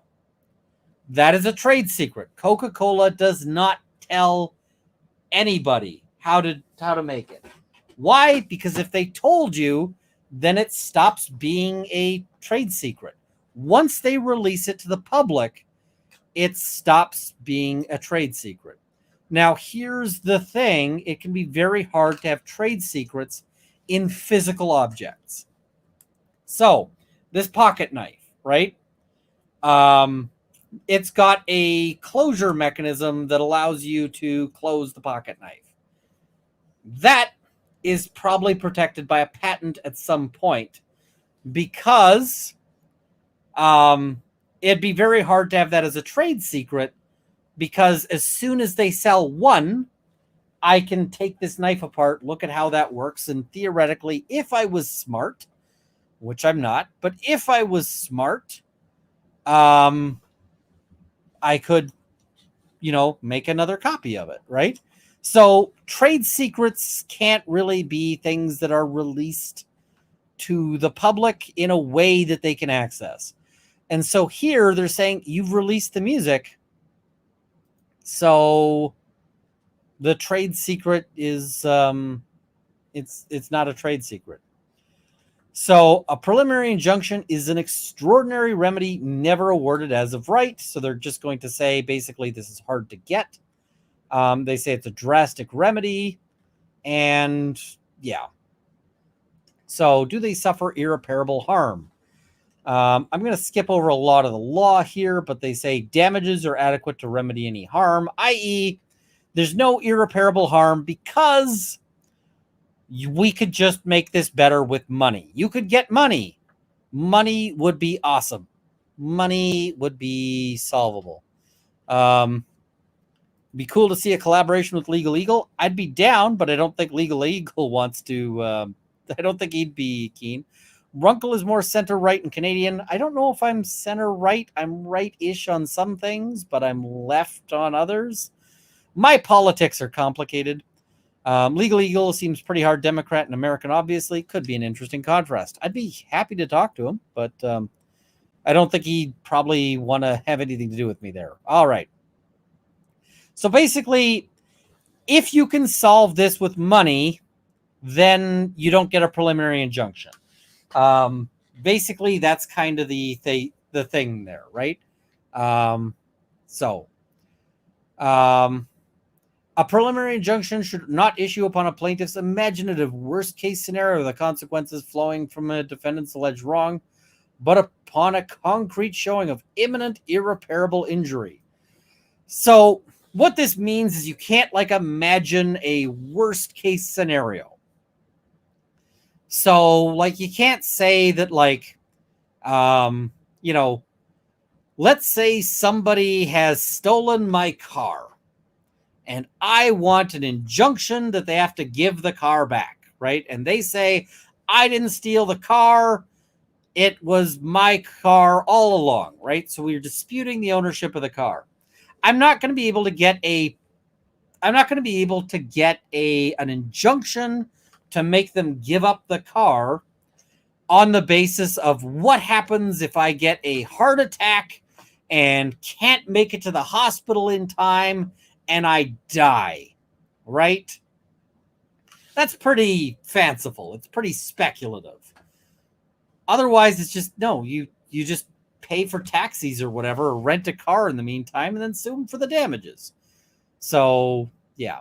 So that one's kind of fairly interesting. We'll skip over, or fairly uninteresting. Plaintiff has failed to show irreparable harm because the work is not secret. So a trade secret must first of all be a secret. But people, they've said they've played it to the public. So, and the other reason it can't be a secret is because defendant legally possessed and shared the work before the forfeiture order and asset purchase agreement. The work is no longer a trade secret. Once a trade secret becomes public, it's no longer a trade secret. And you might think, how public does it have to be to lose trade secret protection? How public? One person. One person. If you tell one soul, one single solitary soul, you can lose trade secret protection. All right. So he has a quote saying, I literally play it in my Discord all the time. Accordingly, the asset cannot be protected as a trade secret, and any damages to plaintiff are compensable with money. Now, here's the other argument I think that they have here. And they do make this argument elsewhere, and, but let's talk about this. U.S. Marshal Service seizes one specific item, this copy of Once Upon a Time in Shaolin. They're not seizing everything that he ever owned, right? And so how do they seize this? How do they, so I think he's got a good argument here. Now, what the other side says on this argument, the other side says, they're like, hey, the U.S. Marshal Service seized all rights that you had to this, which include any copies and which include the copyright. So that's their argument. The court has directed that he turn over all copies. Now, if I'm Shkreli and if I'm a giant asshole, what I want to do if I'm him is I want to file it as a court exhibit. File that with an exhibit that is the attached MP3. Because then he could put it possibly into the public record. And that would be hilarious. So, yeah. Apple Silver says, is this channel sponsored by Coca-Cola? No. No, it is not. You can't seize a non-tangible good. That's ludicrous. You can, actually. And it happens all the time. You can actually seize a non-tangible good. So as an example of that, let's say the government decided that I was sending secret messages on this channel to coordinate terrorist activity. I'm not. And if you're trying to look for secret messages in this channel, there's just not a thing. But the government can seize that, right? They can say, we are claiming this channel, notwithstanding the fact that the channel is an intangible asset. Let's say I was an investor in copyrights. Let's say I stole a ton of money, right? I rob Fort Knox and I steal the gold that I don't think is there anymore, but let's say I steal the gold reserves, or I steal the Canadian maple syrup reserve, which actually happened at one point. So I seize the maple syrup. Like, I steal the maple syrup reserve. I sell the maple syrup reserve. And then I, use that to buy the copyrights to Terry Pratchett's works. So if the government was then coming after me for the maple syrup theft, they could say, well, because you used that to buy the copyrights to Terry Pratchett's works, we are seizing those work. Like, we're seizing those copyrights. They are, they're intangible goods, but they can totally be seized by a government. So, no, governments can totally seize intangible goods. Yeah. So, yeah, I actually think Shkreli has a good argument, which is that they didn't seize this. They didn't seize that stuff. And that he doesn't owe, Pleaser Dow anything. But so far, Pleaser Dow is winning. And I think that a large portion of why they're winning is because Shkreli is such an idiot and such a jackhole and such a jerk ass that I think he's Philip. You're not an idiot. You're just, it's okay. I'm trying to explain. We're all good. And Miss Scarlett Hall says, was the maple syrup itself stolen? Did someone? They actually stole the physical maple syrup, and then they sold it to like restaurants and so forth. How the hell do you steal that much maple syrup? The reason why they stole that much maple syrup, or how they did it, is there was the maple syrup reserve. Canada has a strategic maple syrup reserve. You probably could have guessed that Canada would have a maple syrup reserve, and it had thousands of barrels of maple syrup stored in like oil drums. And what they were doing is they were taking the oil drums, draining the syrup out of them, and then filling them back up with water. And then they got lazy. They were stealing the syrup. Everything was going good. And then once they started having some success stealing it, they decided that they could steal twice as fast if they didn't bother refilling the barrels with water. And so they skipped that step. And that led somebody who was climbing over the who was in the reserve for some reason, knocked over a barrel that was supposed to be full. And you keep in mind, like, one of those oil drums that is supposed to be full of syrup, that's going to be real heavy. It's not going to get knocked over real easy, right? It's going to be durable. And so then they're like, hey, why is this thing that's supposed to weigh like 100 pounds getting knocked over by, at a touch? And so then they did an audit of their maple syrup reserves, and they discovered that a whole lot of it was stolen. And then they figured out who stole our maple syrup, and lots of maple syrup was stolen. So yes. And people are surprised that there's a maple syrup reserve. There is a cheese reserve. There is a butter reserve. There are oil reserves. There are multiple oil reserves.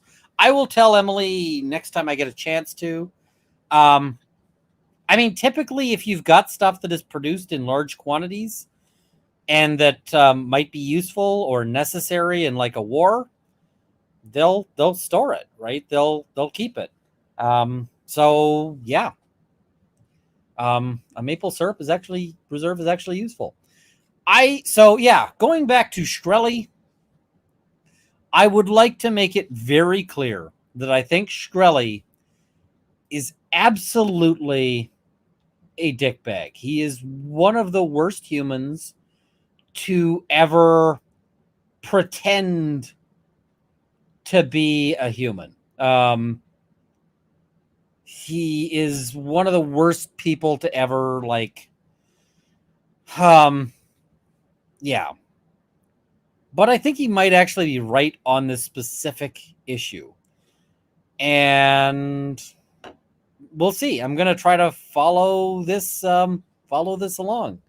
It's interesting. Oh, and Julia, Against the Tide found your your member chat there saying, did we do the Corey swoop yet? His birthday was last week. That is an excellent point. I'm gonna run the Corey swoop, and I'm gonna try not to tear up. And after that, I'm going to read super chats. And after that, I am going to go to sleep. Because, or at least I'm going to. So, can I just say I'm a little bit in withdrawal? I was camping for a week in a place with not even any cell reception, and my phone. Oh, here's the other fun thing about my camping thing.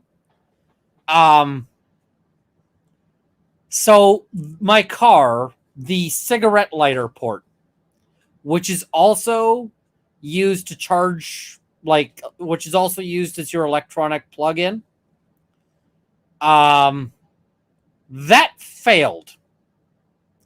And I don't know why it failed. It just broke. So while we were camping, not only did I have no cell signal, but I also had no way to charge my cell phone. And so I went into some pretty deep withdrawal for like electronics and so forth. It helped when I got to go fishing and I caught a fish. I took a picture of the fish, but the picture of the fish was like after I was already eating the fish, so it's not a very good picture of the fish. But yeah, so I have to get that fixed because, like, I should have a charger and so forth. I had a solar charger. The solar charger sucked. It did not work very well at all. Oh yeah, you have an archaic cigarette lighter cell phone charger. I like the cigarette lighter. I like the cigarette lighter port, and I'll tell you why. I am planning. Yes, I did wear something other than a suit. I did have a solar charger. It just sucked. It didn't work very well. I still don't have the business license. I still don't have that. Here, let me show you a picture of the fish I caught. I will show you a picture of the fish. We're just going to stop screen, present, share screen. I caught a fish. And I didn't think to take a picture of the fish until fish. Fish. So yeah. But the reason why I want to have a cigarette lighter is I plan to buy the actual cigarette lighter for it, and it's useful there. So yeah. That was a tasty fish, by the way. Let me show you some other things. I can show you a bit of where I was. This is where I was. There's a marsh there. It's a lovely marsh. This, I can show you this. That is a moose print.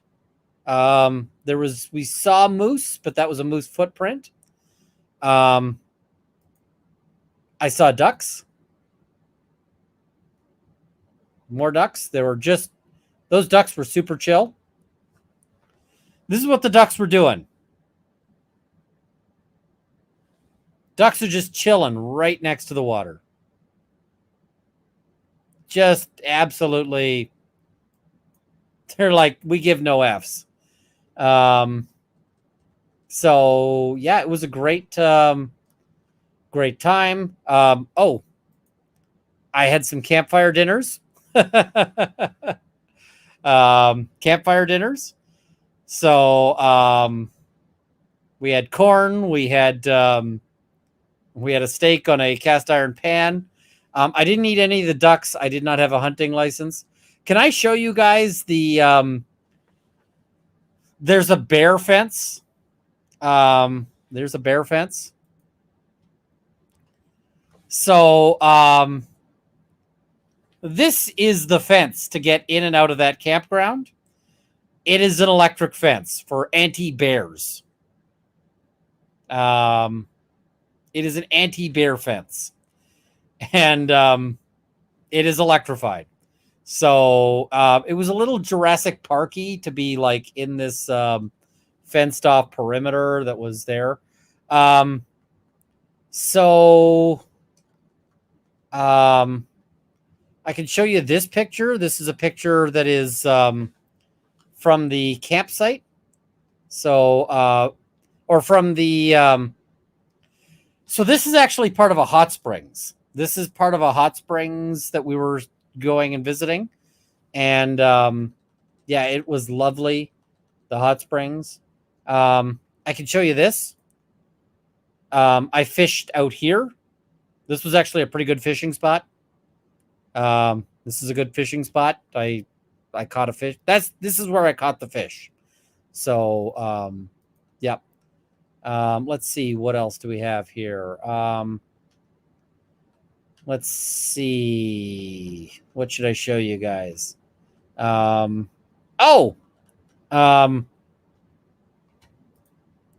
Bison. I saw some bison. Bison, those guys will be delicious later at some point. Let's see what else. Oh, I got this. We stopped here. This is super pretty. This is lovely. So I saw that.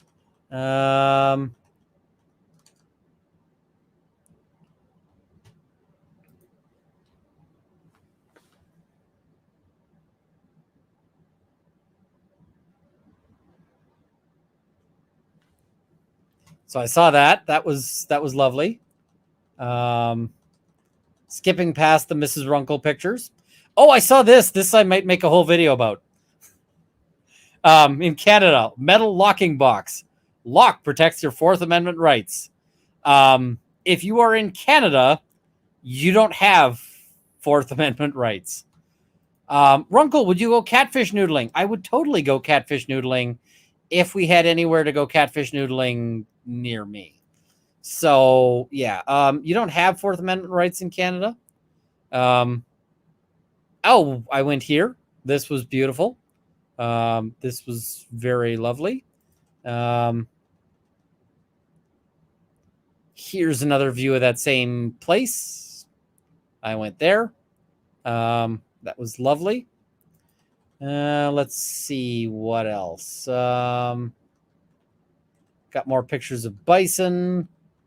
Oh, I've got this that I thought about doing a video on. Beware, nice to see, nice to hold. Once broken, consider sold. Those are not necessarily legal signs. So, yep. So this, some of this was in BC, but this was on the way. I got a very terrible picture here of, I don't know if you can see it all that well. That's a caribou. Got a picture of a caribou. So we saw that.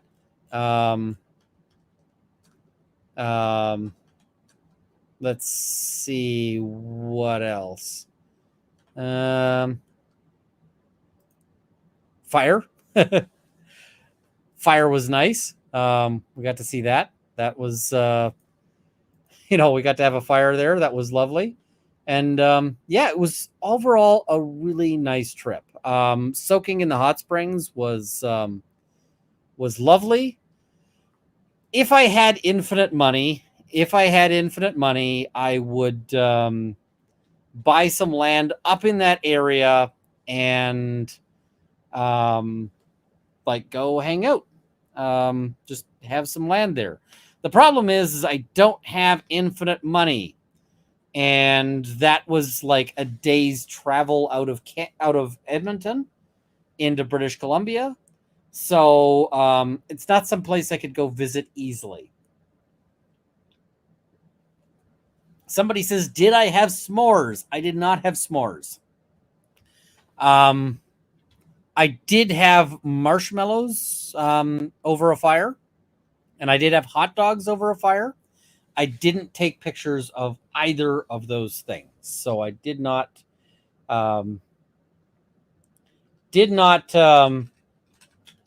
get pictures of that. All right, let's cover the last super chat. I usually make beans on my fires. Fair. Have you ever shown pictures of pre-gray Wrongful on stream? I don't know that I have. I don't have a lot of pictures of pre-gray Wrongful because pre-gray Wrongful is like 15, and I didn't think I looked great when I was not super I was not super confident when I was a teenager. So yeah. Yeah. All right. Let us do. Oh, and I owe you guys the Corey swoop. We're doing the Corey swoop. Corey swoop.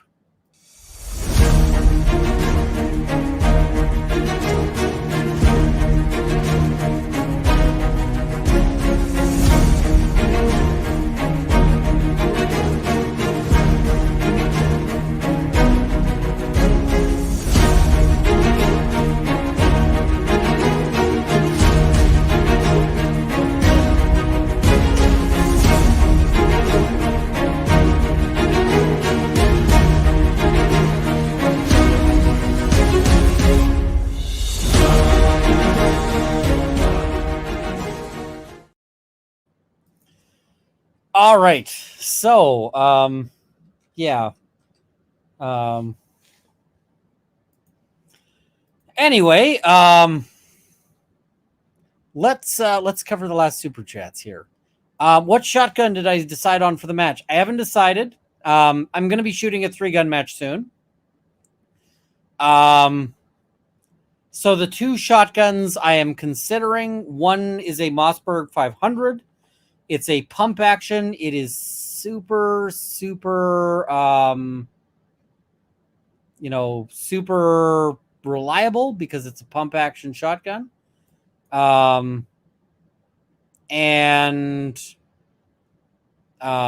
it's also a little slow. And the other one I am considering is shooting the Stoeger M3K. Now, the Stoeger M3K is it's faster because it's semi-auto, and it's a little easier to speed load because it's sort of cut for that. It's sort of cut out to make that easy. But yeah, the Stoeger M3K is the better choice, right? It's the better option. But I can test out the Flash 5 stock, and the Flash 5 stock it holds 5 rounds in the stock, like 5 shells, so that then I can feed those in for emergency reloads. And somebody said, what gauge? It's a 12 gauge. 3-gun is done with 3 guns: handgun, rifle, shotgun. And the shotgun 12 gauge. So yeah. Somebody said, not Benelli. I don't have Benelli money. I got Stoeger money. That's different. So yeah.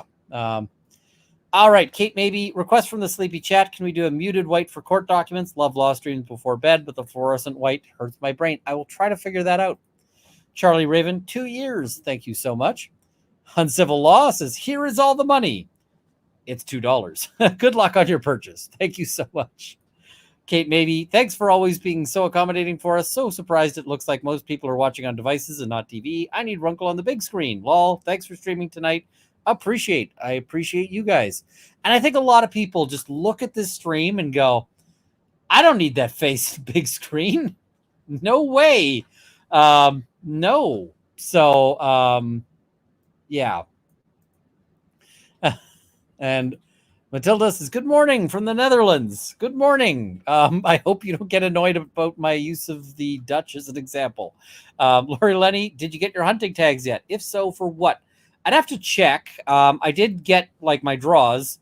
I didn't get a whole lot, but I think I got antlerless elk. So I'm going to try to get that. So yeah. Going to try to work all that out. Let's see. What is it? Kyle Fox, sorry we missed you at DEF CON. I was sorry I couldn't make it. I'm gonna go next year. I'm gonna make it happen. I gotta make it happen. See your email for the DEF CON Furs badge infos. Need Addy. You can find my address on my About section, but I'll check my email and get back to you. So, yep. And Campsite Z said, Runkle of the Bailey, any commentary on Candy not being a good enough lawyer or shooter competent enough to argue against a Glock armor, having a bias against 45 caliber 1911 pistols? I'm not sure what you're talking about, but it sounds interesting. So, yeah. You can't miss fast enough to win, said a famous marksman. Yes, but at my level of skill, sometimes missing faster is an important skill. So the Hutch says, is antlerless a girl, a young elk, or a specific breed? Normally that means a doe elk.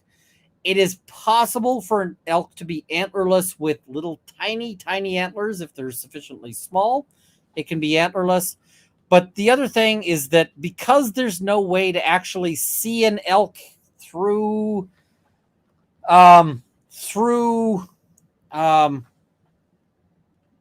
Nick,